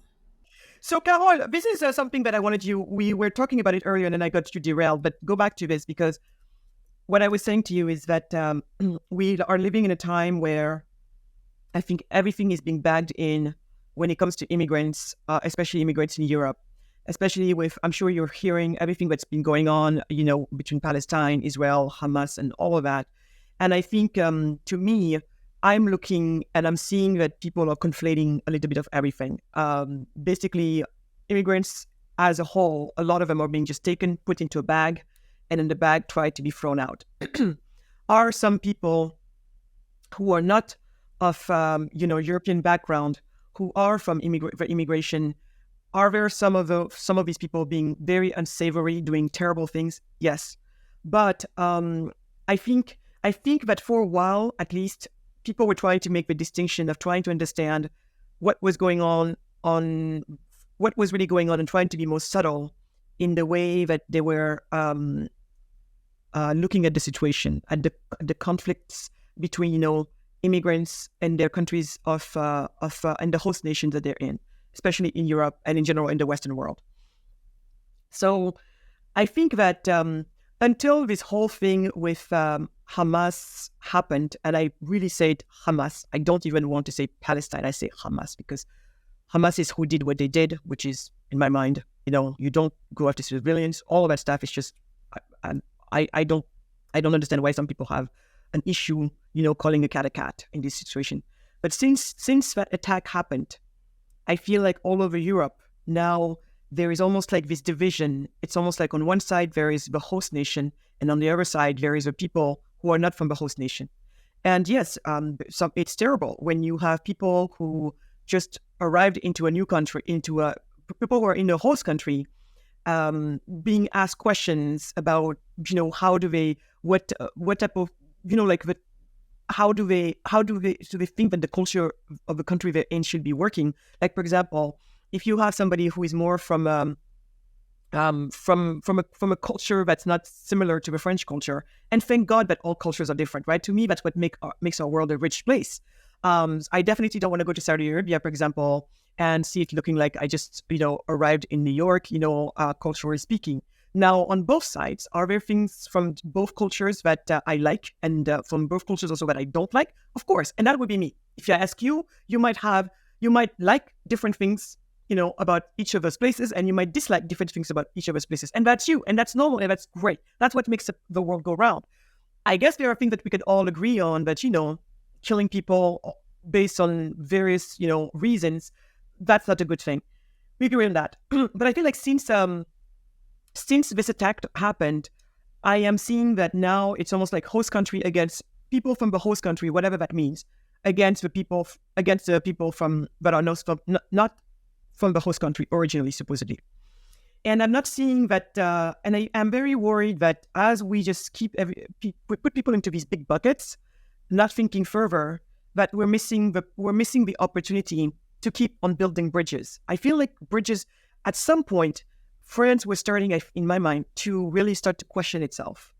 It was starting to question itself as to why is it that there seems to be a group of people who have come as immigrants, and the worst that they had a hard time understanding was, how come you have these people, you can no longer say that they're immigrants because they're the second generation. Their parents are the ones who came from one country to this one. But these guys, they were born here. And for some of them, they never went back to any of these countries. They don't even go visit. They truly, this is the only place they know. France is the only place they know. They've never gone back to Algeria. They've never gone back to Tunisia. They've never gone back to Mali. They don't know anything about those places. So how come these kids are so anti, how come they can't relate to France? They don't feel French, anything like that. I think there was a time, it was a small window of time when the French was, I think, as a society, starting to wonder. And they were and I was hearing a lot of the kids from the banlieue, these are these ghettos where they have traditionally packed immigrants in, but you talk about, or these arrondissements of France, like the 18th arrondissement, and within that, Chateau Rouge, places like that. Traditionally, they've just been packed, into these places, and they just, like you said, this is your place, you stay here. And so, and at some point, I think France was starting to be like, why do we have these people who somehow We thought we gave them everything. We thought we did all these good things for them. We even think our country is better than theirs. They don't say it, but maybe they believe it. And how come? How come this is what we get thanked with? We get thanked with to hell with France, kill a French, all of these things that they're hearing. But since this attack happened, I feel like we have stopped that questioning stopped happening. I am not seeing anymore the young people from the immigration being asked questions, and for them to be able to express themselves, to say, look, you want me to be French, but every time I'm walking on the street, I'm being arrested, I'm being stopped by the police in the guise of checking my papers. But I know it's all, facial stuff going on here, aka I'm being profiled. It's racial profiling, and these are things that the U.S. had to deal with. And actually, the U.S. I think has to get better at, because at least in the US the conversation happened. I'm not saying things are completely solved or anything like that, but at least the US is reckoning with those issues, because they do exist and they're real, right? There is criminal justice reform work happening all over the place. I mean, people are getting busy and they're at work, and so this country here deals with that, or at least is working on dealing with it. But in France, I feel that it's just that work really never has happened. I feel like the French have been in denial for a long, long, long time. And even sometimes if you complain about, or if you just say, it's not even about complaining, it's just about stating some facts about, racism. It's stating some facts about discrimination, ways you've been discriminated in. And then the first thing they get back at is almost like, what's your problem? What's your problem? It's almost like we gave you everything. You're able to come here, have education, free education, all of that stuff, way more than their country can offer you, and all that stuff. So I think the whole attitude, there's an attitude of, really, seriously, you're going to complain now? That it's almost like you could suffer the racism. You should be able to suffer the denigration. You should be able to suffer the discrimination. You should be able to suffer all of that, because, come on, it's way in exchange you're getting way more than what you have gotten before. And I think that people feel it. They feel it. You, as an entrepreneur, you feel it. As an entrepreneur you raise, hundreds of thousands of euros, if not millions, you felt it. Even then, you felt it. You feel it in different ways that maybe the kid who has, doesn't have as high of a status as you has, that kid maybe feels it even in a worse way, because there's even less gloves taken when dealing with that person. But the bottom line is, there are definitely some deep, deep, deep issues that need to be put on the table. But the French, I feel, have always just been like, it's almost like, mais de quoi tu te plains? De quoi tu te plains? En gros, c'est ça. Tu vois, de quoi tu te plains? But what are you complaining about? Almost like, shut up. You want to go back to where you came from? Or if you're not happy, go back to your country. It's pretty much that attitude. Instead of trying to think and be like, I see. And, I could see why this is really not cool or whatever. But instead, it's just like, go back to your country. That's basically where it all ends. Or you have also the victimization, now it's the new thing, if you're talking about this kind of thing. Yes. So now, so what happened is, so it's or this denial. So it's or this denial. For the longest time, it was this denial. It's like a Black person or an Arab or, people from the immigration, Black, browns, like you're not basanés. Those of us, les basanés, like the ones that are Black and browns, not white. Brownish. No, not white. Much faster. Those of us who are not white, if we complain about something, or put our fingers, I don't like the word complain again. If we put a finger on something that's not great, along those lines, then for the longest time, it was denial. Just go back to your country. And then we moved from that to starting to be like, okay, can you tell me a little bit more about those facts you're talking about? Because we're interested, we want to know. We went from that with a tiny window before wokeism showed up on the shores of France. And then wokeism showed up, then it's almost like the pendulum completely, at least for some people, the pendulum went from go back to your country to, oh, you poor baby, that's right. Racism is a reason for all his troubles. There's nothing wrong with you. The fact that, and if you're stealing somewhere, it's not your fault. Or if you get stopped and you decide not to stop and you keep on running away and you get shot and God forbid be killed, it's not your fault. It's because the cop was racist. The cop is doing all these bad things. All the stuff and all the far left have been so busy doing. So now what you have is people stuck on one end of a pendulum, and it's all denial. Go back to your country. And you have another side of a pendulum stuck on, wokeism and victimhood, everything, and saying, It doesn't matter that you've been having a thuggish attitude yourself. It doesn't matter that you've been doing bad things yourself. It doesn't matter that you're not helping yourself in the first place. All of that and all the consequences, or the part of the consequence of your actions and or your character, the part of that in your outcome of maybe having been put to jail or whatever, it's all because of racism. None of that. There's nothing there that's your own doing. It's all racism. So you have those two extremes facing off each other, and there's no sanity in the middle. The middle that says, yes, there is racism, and there is issues about, culturally speaking, that we need to address. If you address those two together, we have a much better world, right? So we're not so France in a way almost basically missed that window of really trying to address the problem in what I would call the sensible, smart way. So now you have these two crazy factions screaming at each other, and I think everything is gonna get worse, if you ask me, unless we stop and recover a bit and move on from there. What do you think? Now, there is something that you have in the United States that you don't have in France, is the statistic, the figures. In order to know what you need to improve. We don't know what we need to improve from the wokeism part of the other part. We don't know. So you cannot improve something if you don't know, if you don't have figures, if you don't, you cannot have a diagnostic, so you don't have, so I think the last time they did something on this area was in 2017. There is an agency called the France Stratégie, it's France Stratégie, who works, but it depends on the first minister of the government. So I think the last time was to 2017. Right now, I think what I'm hearing coming from France is, instead of trying to really, basically, these are the times during which we need to be the most careful, not generalizing. But sadly, we have started a very big process of generalizing, and I think it's been fueled by what happened on October 7th, and I can understand that emotions run super, super, super, super high. I mean, I would lie if I said that I was not depressed that day. I was literally in shambles, really, very much. So I can understand why emotions run high. But my question for you is, you are in France right now.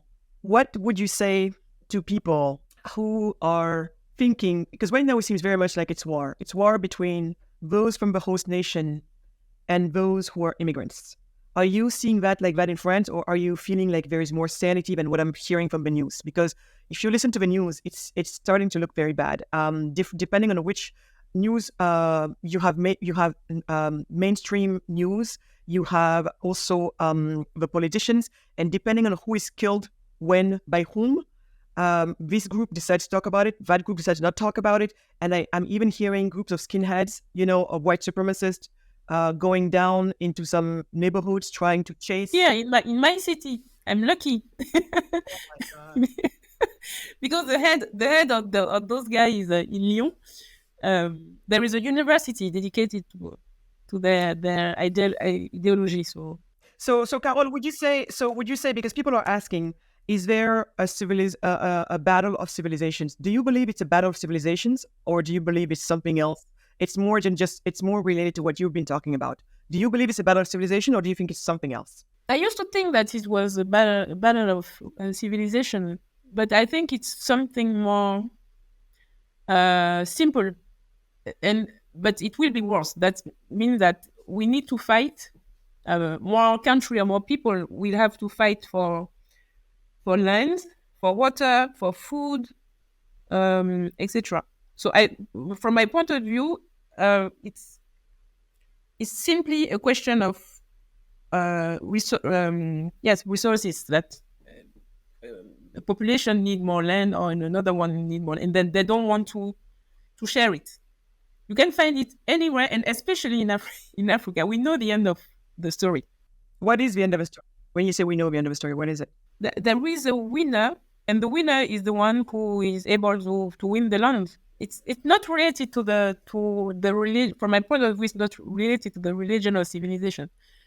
What is sad in France is that I I know people from both sides, so I don't can even imagine to choose a camp or another. I know that the enemy, we know the enemy. He lives in northern Benin and is killing everything everywhere. They are not. It's not related to religion. They are, how you call them, gangster. It's gangster, and then they're using drugs. They're using. I mean, they're not humans. But what is sad in France is when a government decided to use, and as the moment they decide to choose, and they choose, and then they decided not to choose, that they're changing every time the position, especially the president. When the a president who is not popular in a country choose you like the one that he will protect, then you have the whole country against you. And it's really harmful for, I think, every time they say we need to protect Jewish people, it's like they're pointing a gun toward the Jewish people, because the most of French people don't want this government anymore. So see that it's like a trap. It's like a trap. I see. So what you're saying is because Macron, who is the current president, is so disliked, and it's true, he's got such a low approval rating. People, it seems like there's nothing he can do right, literally, these days. And so what you're saying is when you have a president with such a low rating, hated, seems like disliked across the board, more or less, by the French citizens, anybody he seems to side with all of a sudden also becomes enemy, because the friend of my enemy is my enemy. So him coming out first and saying, we, France, will side with Israel and the Jewish population. When he did that, you're saying that he put the target on the back of Jewish people, because it was just a reaction. It was a reaction against him of whatever you're going to support, we're going to dislike, we're going to not support. Yeah.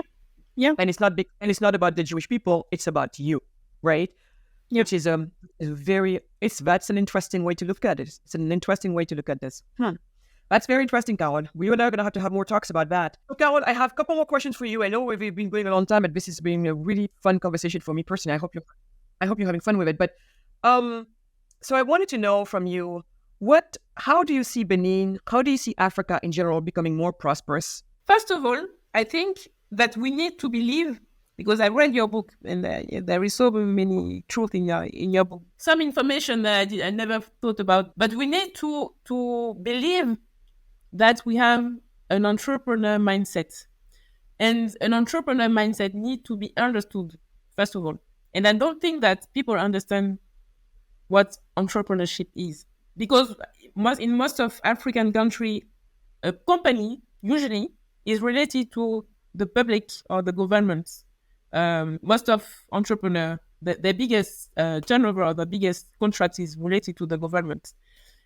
So I think most of them don't know how you start with from 0 to 1 million, etc. And when I say that about Africa, in France, the first school of entrepreneurship was built in 2017. So that means that wait, it was built in 2017. No, it was built in 2014, and it was promoted by Macron in 2017. And the guy who did that comes from. He went to the Silicon Valley. He learned from the Silicon Valley, and then decided to go back to France to teach entrepreneurship to French entrepreneurs. In Africa, I never heard about those kind of school. You have entrepreneurship ecosystem, stuff like that, but I think that people don't know, or they don't think that they have to learn how to be an entrepreneur. But we are lucky because African people have the entrepreneur mindset. They just need to know that they have the entrepreneur mindset. Most of them know also that English-speaking countries like Ghana, Nigeria, we even know that in Cameroon, the Cameroon's people have something different. Even in the parts of the country speak French, they have something different. So why English-speaking countries are more successful than French, African French, French-speaking countries.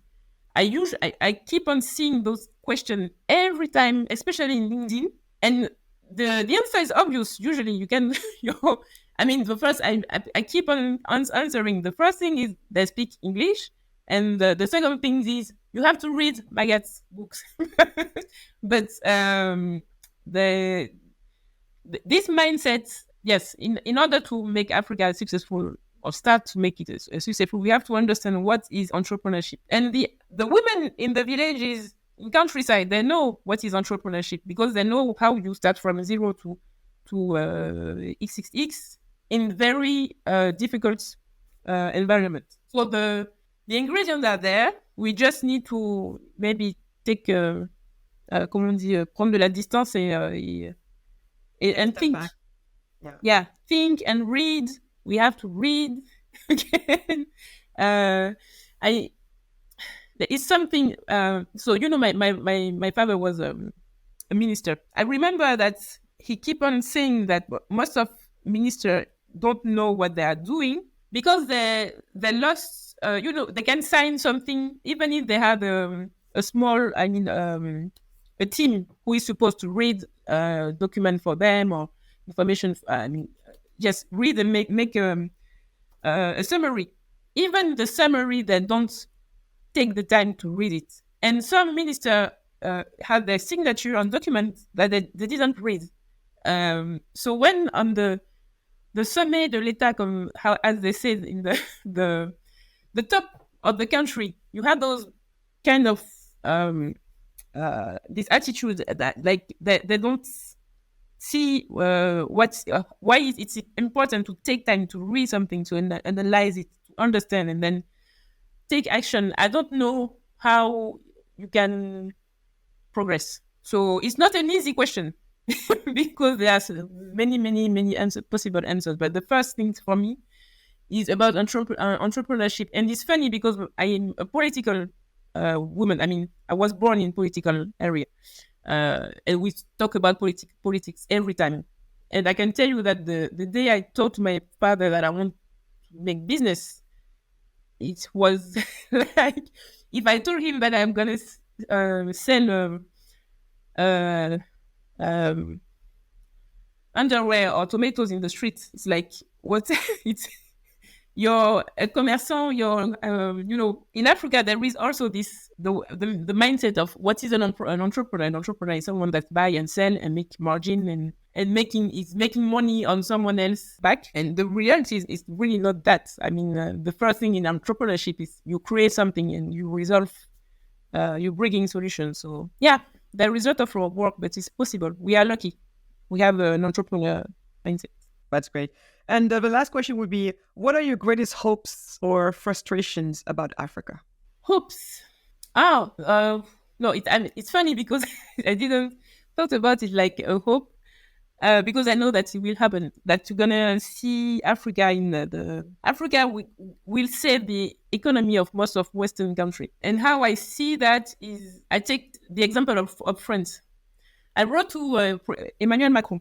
So I wrote to him because there is those fights in northern of Benin. I mean, not fight, but he decided to send military troops to fight to Niger. And the thing is, our processing unit is in the border between Benin and Niger. So I wrote to him and explained the situation, asking him to stop, like the small entrepreneur writing to the president, asking him to stop the war, etc., or not going to war.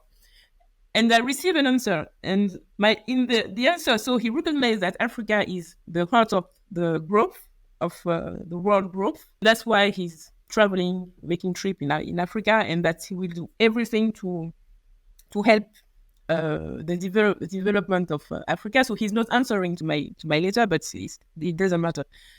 The thing is, I think that the jobs and the companies that France needs to keep its growth will be created in Africa. People who hate Africa, of Afro people in the world, will go to Africa one day because they lost their job in France or in other Western country, and the only way to find a new job will be to go to Africa. So for that, the company in France or in other Western countries will have to invest now in Africa.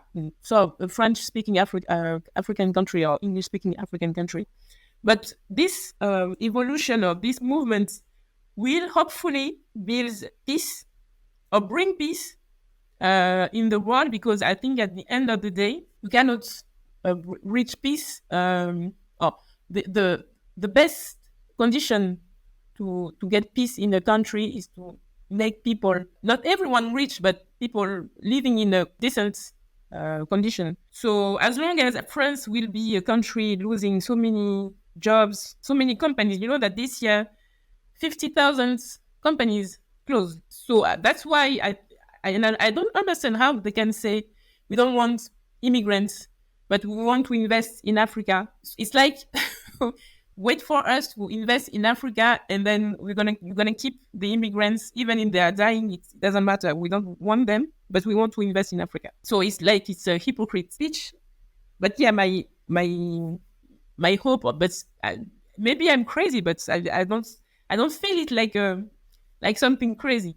And I don't feel it like hope, because it's already happened between Portugal and Angola and Mozambique, because they used to be French Portuguese colonies. Yeah, many Portuguese are going back. Many Portuguese are going. I mean, look, this is what you're describing. That's why it's been the history of man, as in humanity. Where you are no longer has the opportunities that you need, you leave. You leave for better shores. And you start with countries where maybe they share the same language as you. And because in this case, Portugal colonized Brazil, they, as well as, Angola, Mozambique, places like that. That's the first place to go back to, because, at least they have a language. And, but even if there was no Portuguese-speaking languages, Portuguese-speaking countries in Africa, some of the most entrepreneurial Portuguese might still be going over there. So this has been the story of the world. So the same way they're migrating, trying to look for a better life outside of Portugal, is exactly what the Africans are doing. Now, that's the reason why, for me, my book is very much about, but the reason why even the Portuguese have to leave today, and I would argue the French, and you're talking about these 50,000 companies that have to close this year, probably going to be maybe worse even next year, it's going to just be explained by supposedly there is a global economic crisis. It's because even France is going to have to do major reforms, major business reforms, if France wants to attract talent and capital, at least at the same rate that Americans are attracting them, or maybe Singapore is attracting them. What my book here, the book talks about Africa, but really it's any country that wants to really thrive and be at the top of its game is going to have to be very serious about the business environment that they propose to people. Because if indeed wealth creation and innovation is what you're after, and I believe all countries are after wealth creation and innovation, as they should be, wealth creation and innovation can only happen under a very specific environment, period. And that environment, you basically have to have the best in-class business environment in the world, period. So the French, there is a lot of lack of economic freedom. In France, you have way more than in most African nations, for sure, of lack of economic freedom. But it is still not, ideal. It's not ideal. And so that's why you're seeing the French actually starting to slide back down. They have been riding on the fact that they have all of this, talking about LVMH, LVMH owning all the top luxury brands in the world. I have argued a long time that the reason why France might not even see that it's declining before it's too late is because they'll still be under the illusion that they're doing fine. Why? Because of the sale of the luxury brands.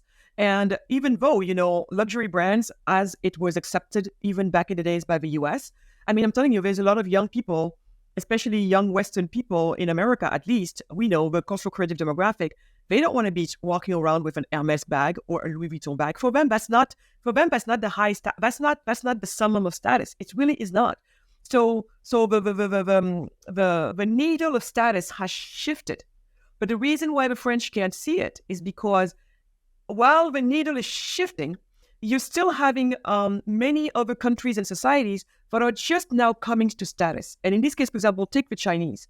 The Chinese population, as you know, the Chinese have gotten 800 million people out of poverty. So not all of them are people who can afford Louis Vuitton bag or anything like that, but many more of them can afford those things. Yeah, the growth of LVMH comes from, it's in Asia, it's not... And I've always said it. But what's going to happen, and I think these brands have not understood, is because there's a lag time. Just like there's a reason why the growth is in Asia and not necessarily in places like America, because America has kept on going richer and richer. So you could say it's not a matter of purchasing power. It's a matter of taste. Taste has evolved. What constitutes status has evolved in societies like the US and even maybe Japan, has completely evolved. So for them, owning a Louis Vuitton with a big Louis Vuitton in front of it is no longer what's cool. So the cool has moved on. But you can only see it in nations like America, Japan, places like that. The needle of status has shifted. And where you can see it easiest is in these cultures where, in a way, they're the cultures where the trendsetters still. The American demographic is very much a trendsetter in terms of what is a cool brand, what is not a cool brand. If you have noticed, a lot of the cool brands but they've been invented in the past few decades mostly are American. The French kids, they prefer, while in France, you have things like help me with some of these lingerie brands. You have all of these really cool, very high-end lingerie companies and brands, yet the kids prefer to buy Victoria's Secret. And then I know the French people are pulling their hair out. They're pulling their hair out, but it's like, come on, this is the home of Obad. This is the home of Chantel. I mean, are you kidding me? And like this very beautiful lingerie, very well made, all that stuff, really high end, beautiful, gorgeous, everything. And the French kids are like, no, I prefer to go to Victoria's Secret. Am I right or not? Is it true or not what I'm saying? Yeah. Because it's American, it's the US, and US will be always cool. But they managed to decide what is cool, and I think the reason why that will continue being the case is because in the US you have so much more freedom, and that's why, in a way, by the way, if you ask me if China is ever going to win over the US, I will say no, because it takes more than just being a math geek. It takes more than just all the it takes. Innovation and creativity only can happen when you have people who are more or less living in freedom.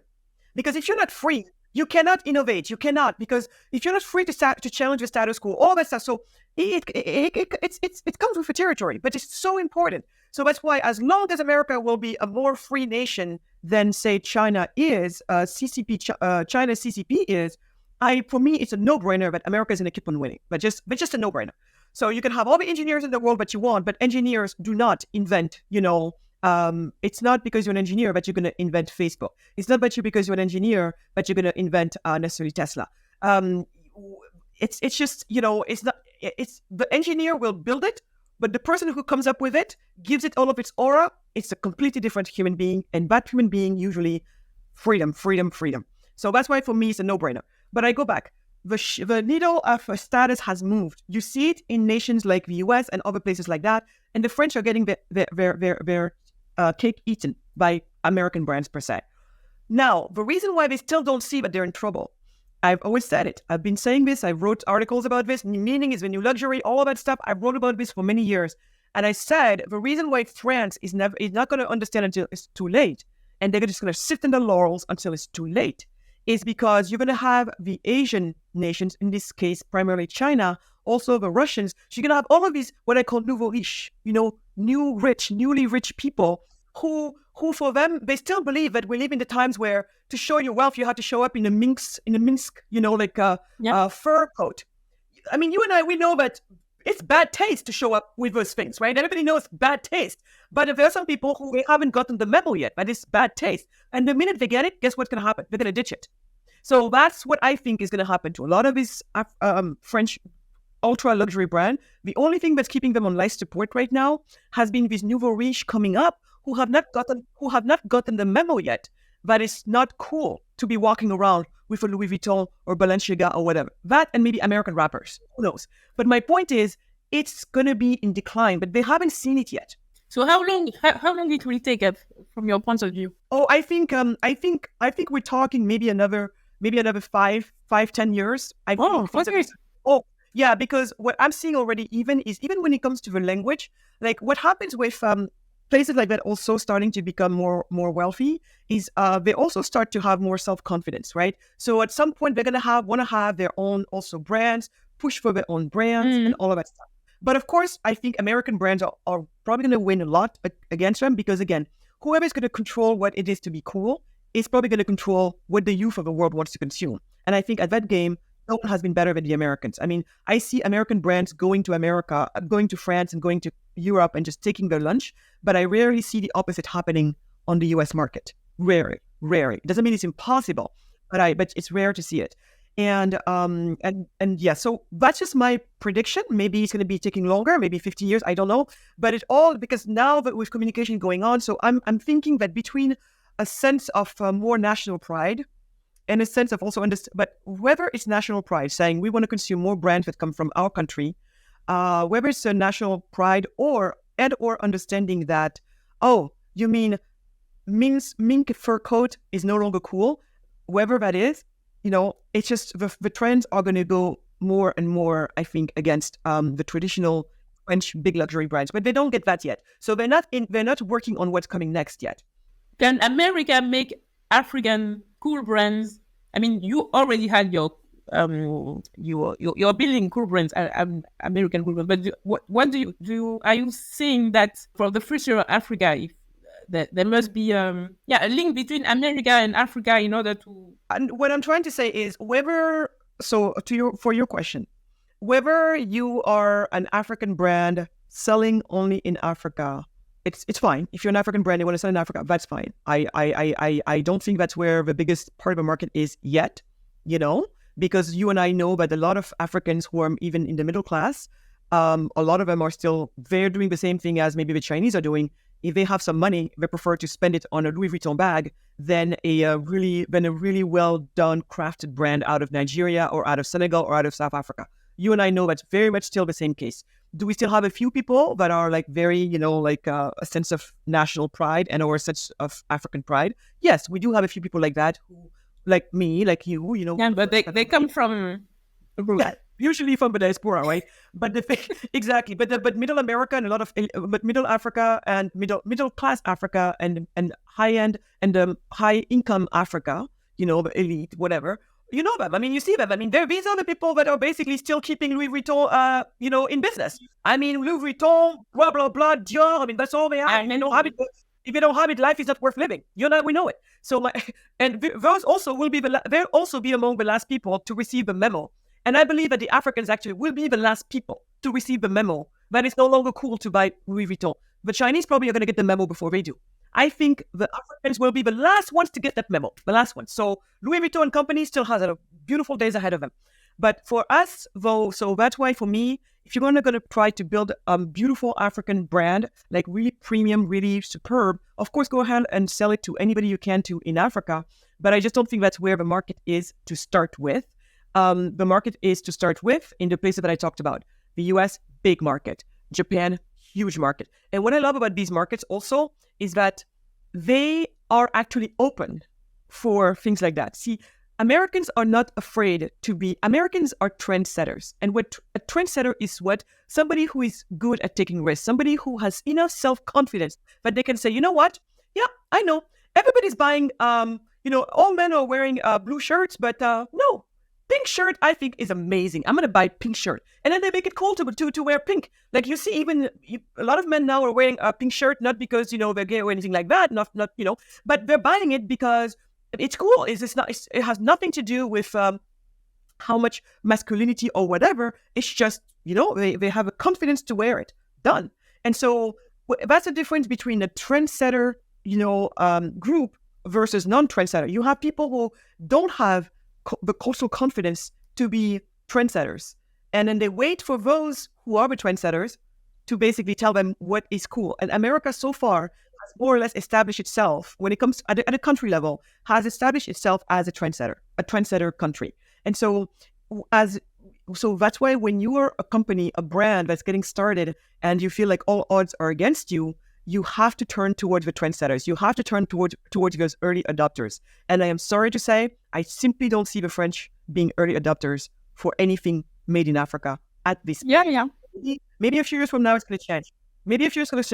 And I don't see China either. You obvious because French people, most of young French people, especially entrepreneurs, they hate USA. They hate English. I mean, if you speak English, I would say they have to tell you or to remind you that you're in France and you have to speak French, even if you're working in tech, etc.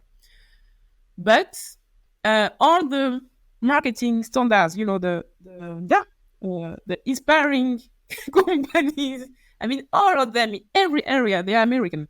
I think that they want to be America. France wants to be America one day. They want to be America. And they're young French people. And as you know, whatever your youth wants is what your country is going to be, because that youth is going to be the future of France, right? So that's why I'm saying, us African entrepreneurs who want to build these premium brands, these high-end brands and I know we actually are the brands that America is waiting for. And that's another thing. America is hungry. Not only is one of the biggest markets in the world, but they're also hungry for premium African-made products. We have not produced enough of them, but they are hungry. And I think there is an endless appetite right now for what we could be producing from the continent for this country. And so, and then knowing that then if America becomes the country that first adopted your brand, then you know that from there, the rest of the world is open to you because America unlocks the rest of the world, right? So that's why I say to my young, fellow, entrepreneurs, if you're going to build a brand or all of that, focus a lot of your energy. If you're going to have an outside market than Africa, focus your energy on the US market. The US market is the one who is the best positioned to understand us, appreciate us, and also open its wallets for us. And so we just have to be smart. And then you open this one door, and then that one door opens all the other doors. Rather than trying to go build it in France, where all the doors are locked, the windows are locked, everything is locked, and on top of that, they pull the curtain down. Good luck to you. And all of it... all of that energy that you spend. Except if you hire a white man. Okay, Carole. But for me, that's a non-starter. That for me, that's a freaking non-starter. So that's why I'm going to keep building where I am. You stay over there and keep struggling. At some point, I'm going to come pick you up anyway. No. No, I really don't want for young French, Afro-French people. I don't want them. I mean, I keep on telling them, first of all, you have to read Magatte's book. You can ask me questions, but most of the answers are in this book.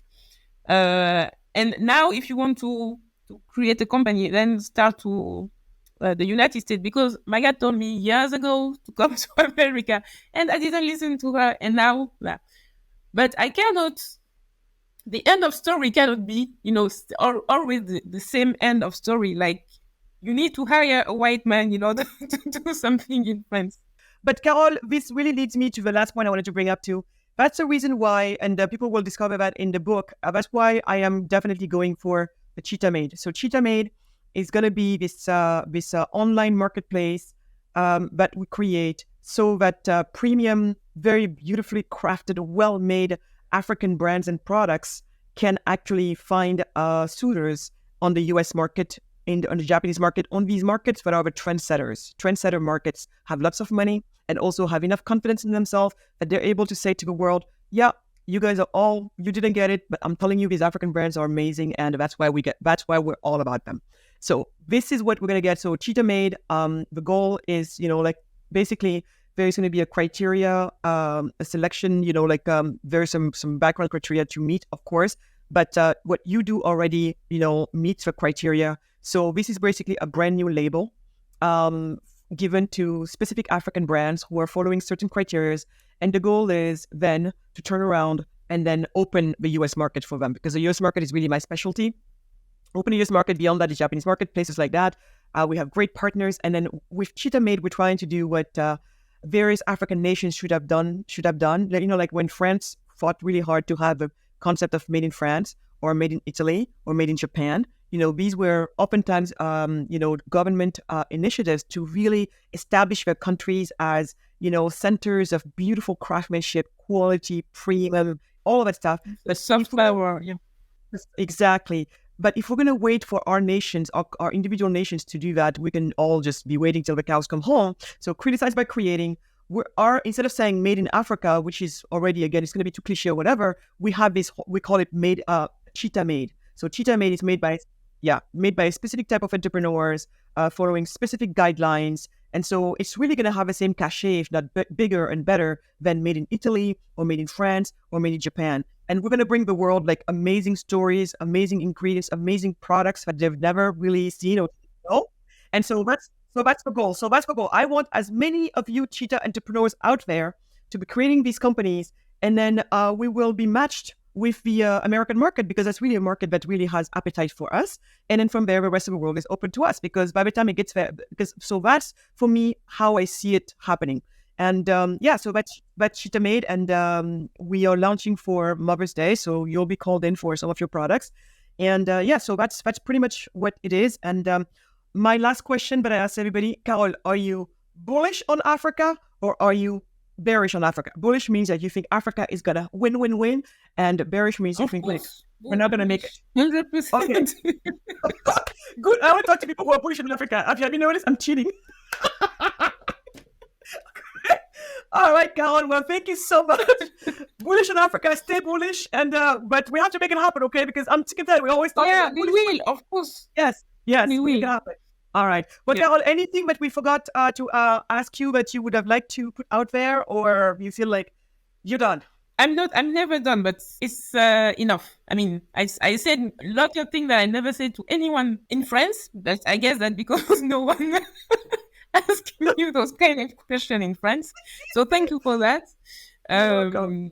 And yeah, I can't wait for it. Listen to the podcast, this episode, and all the other episode, and discover other cheetahs. Yes, cheetahs. Yeah, send me a. Oh, Carole, we have to tell the story. We have to tell the story to people. When I first told you about the title of the book, Carole, so people need to know. So Carole went home. I told her about the title of the book, The Heart of a Cheetah, and then Carole went home. And then when we talked again a few days later, she said she was like this on the phone. She's like, Magatte, yeah, I like the book and everything, but that title, did you really have to call it Cheetah? And I'm like, yes, why? It's like, she's like, really? Because then it's like, because you know, Cheetah, Tarzan. And then I'm like, oh my God, it's my Cheetah. It's the name of the monkey in Tarzan. Like, my God, are you really going to go out there and tell him that? I almost died. But you have to be French to be thinking about that. You have to really be in French to think. Because me, I forgot a long time ago. I'm like, Tarzan, cheetah, who cares? But Carole was like, because she didn't know what cheetah meant. She didn't know what the cheetah was the animal. There's an animal named cheetah. No, I knew, but I'm quite sure at 99% that French-speaking people will think about Tarzan and cheetah.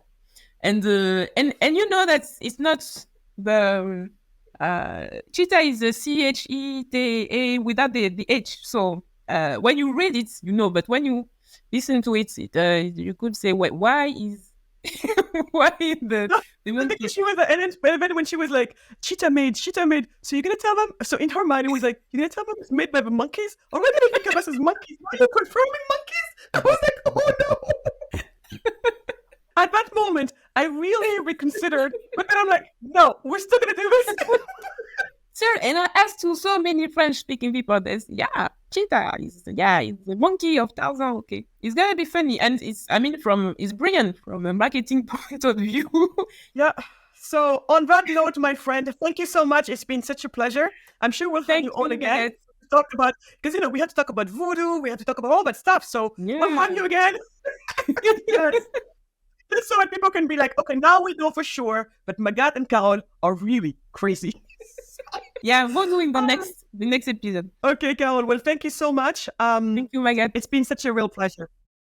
Thank you so much for your audience. And as always, don't forget to subscribe, hit the like and notification buttons, and share this episode with your friends to help spread the message for a prosperous Africa.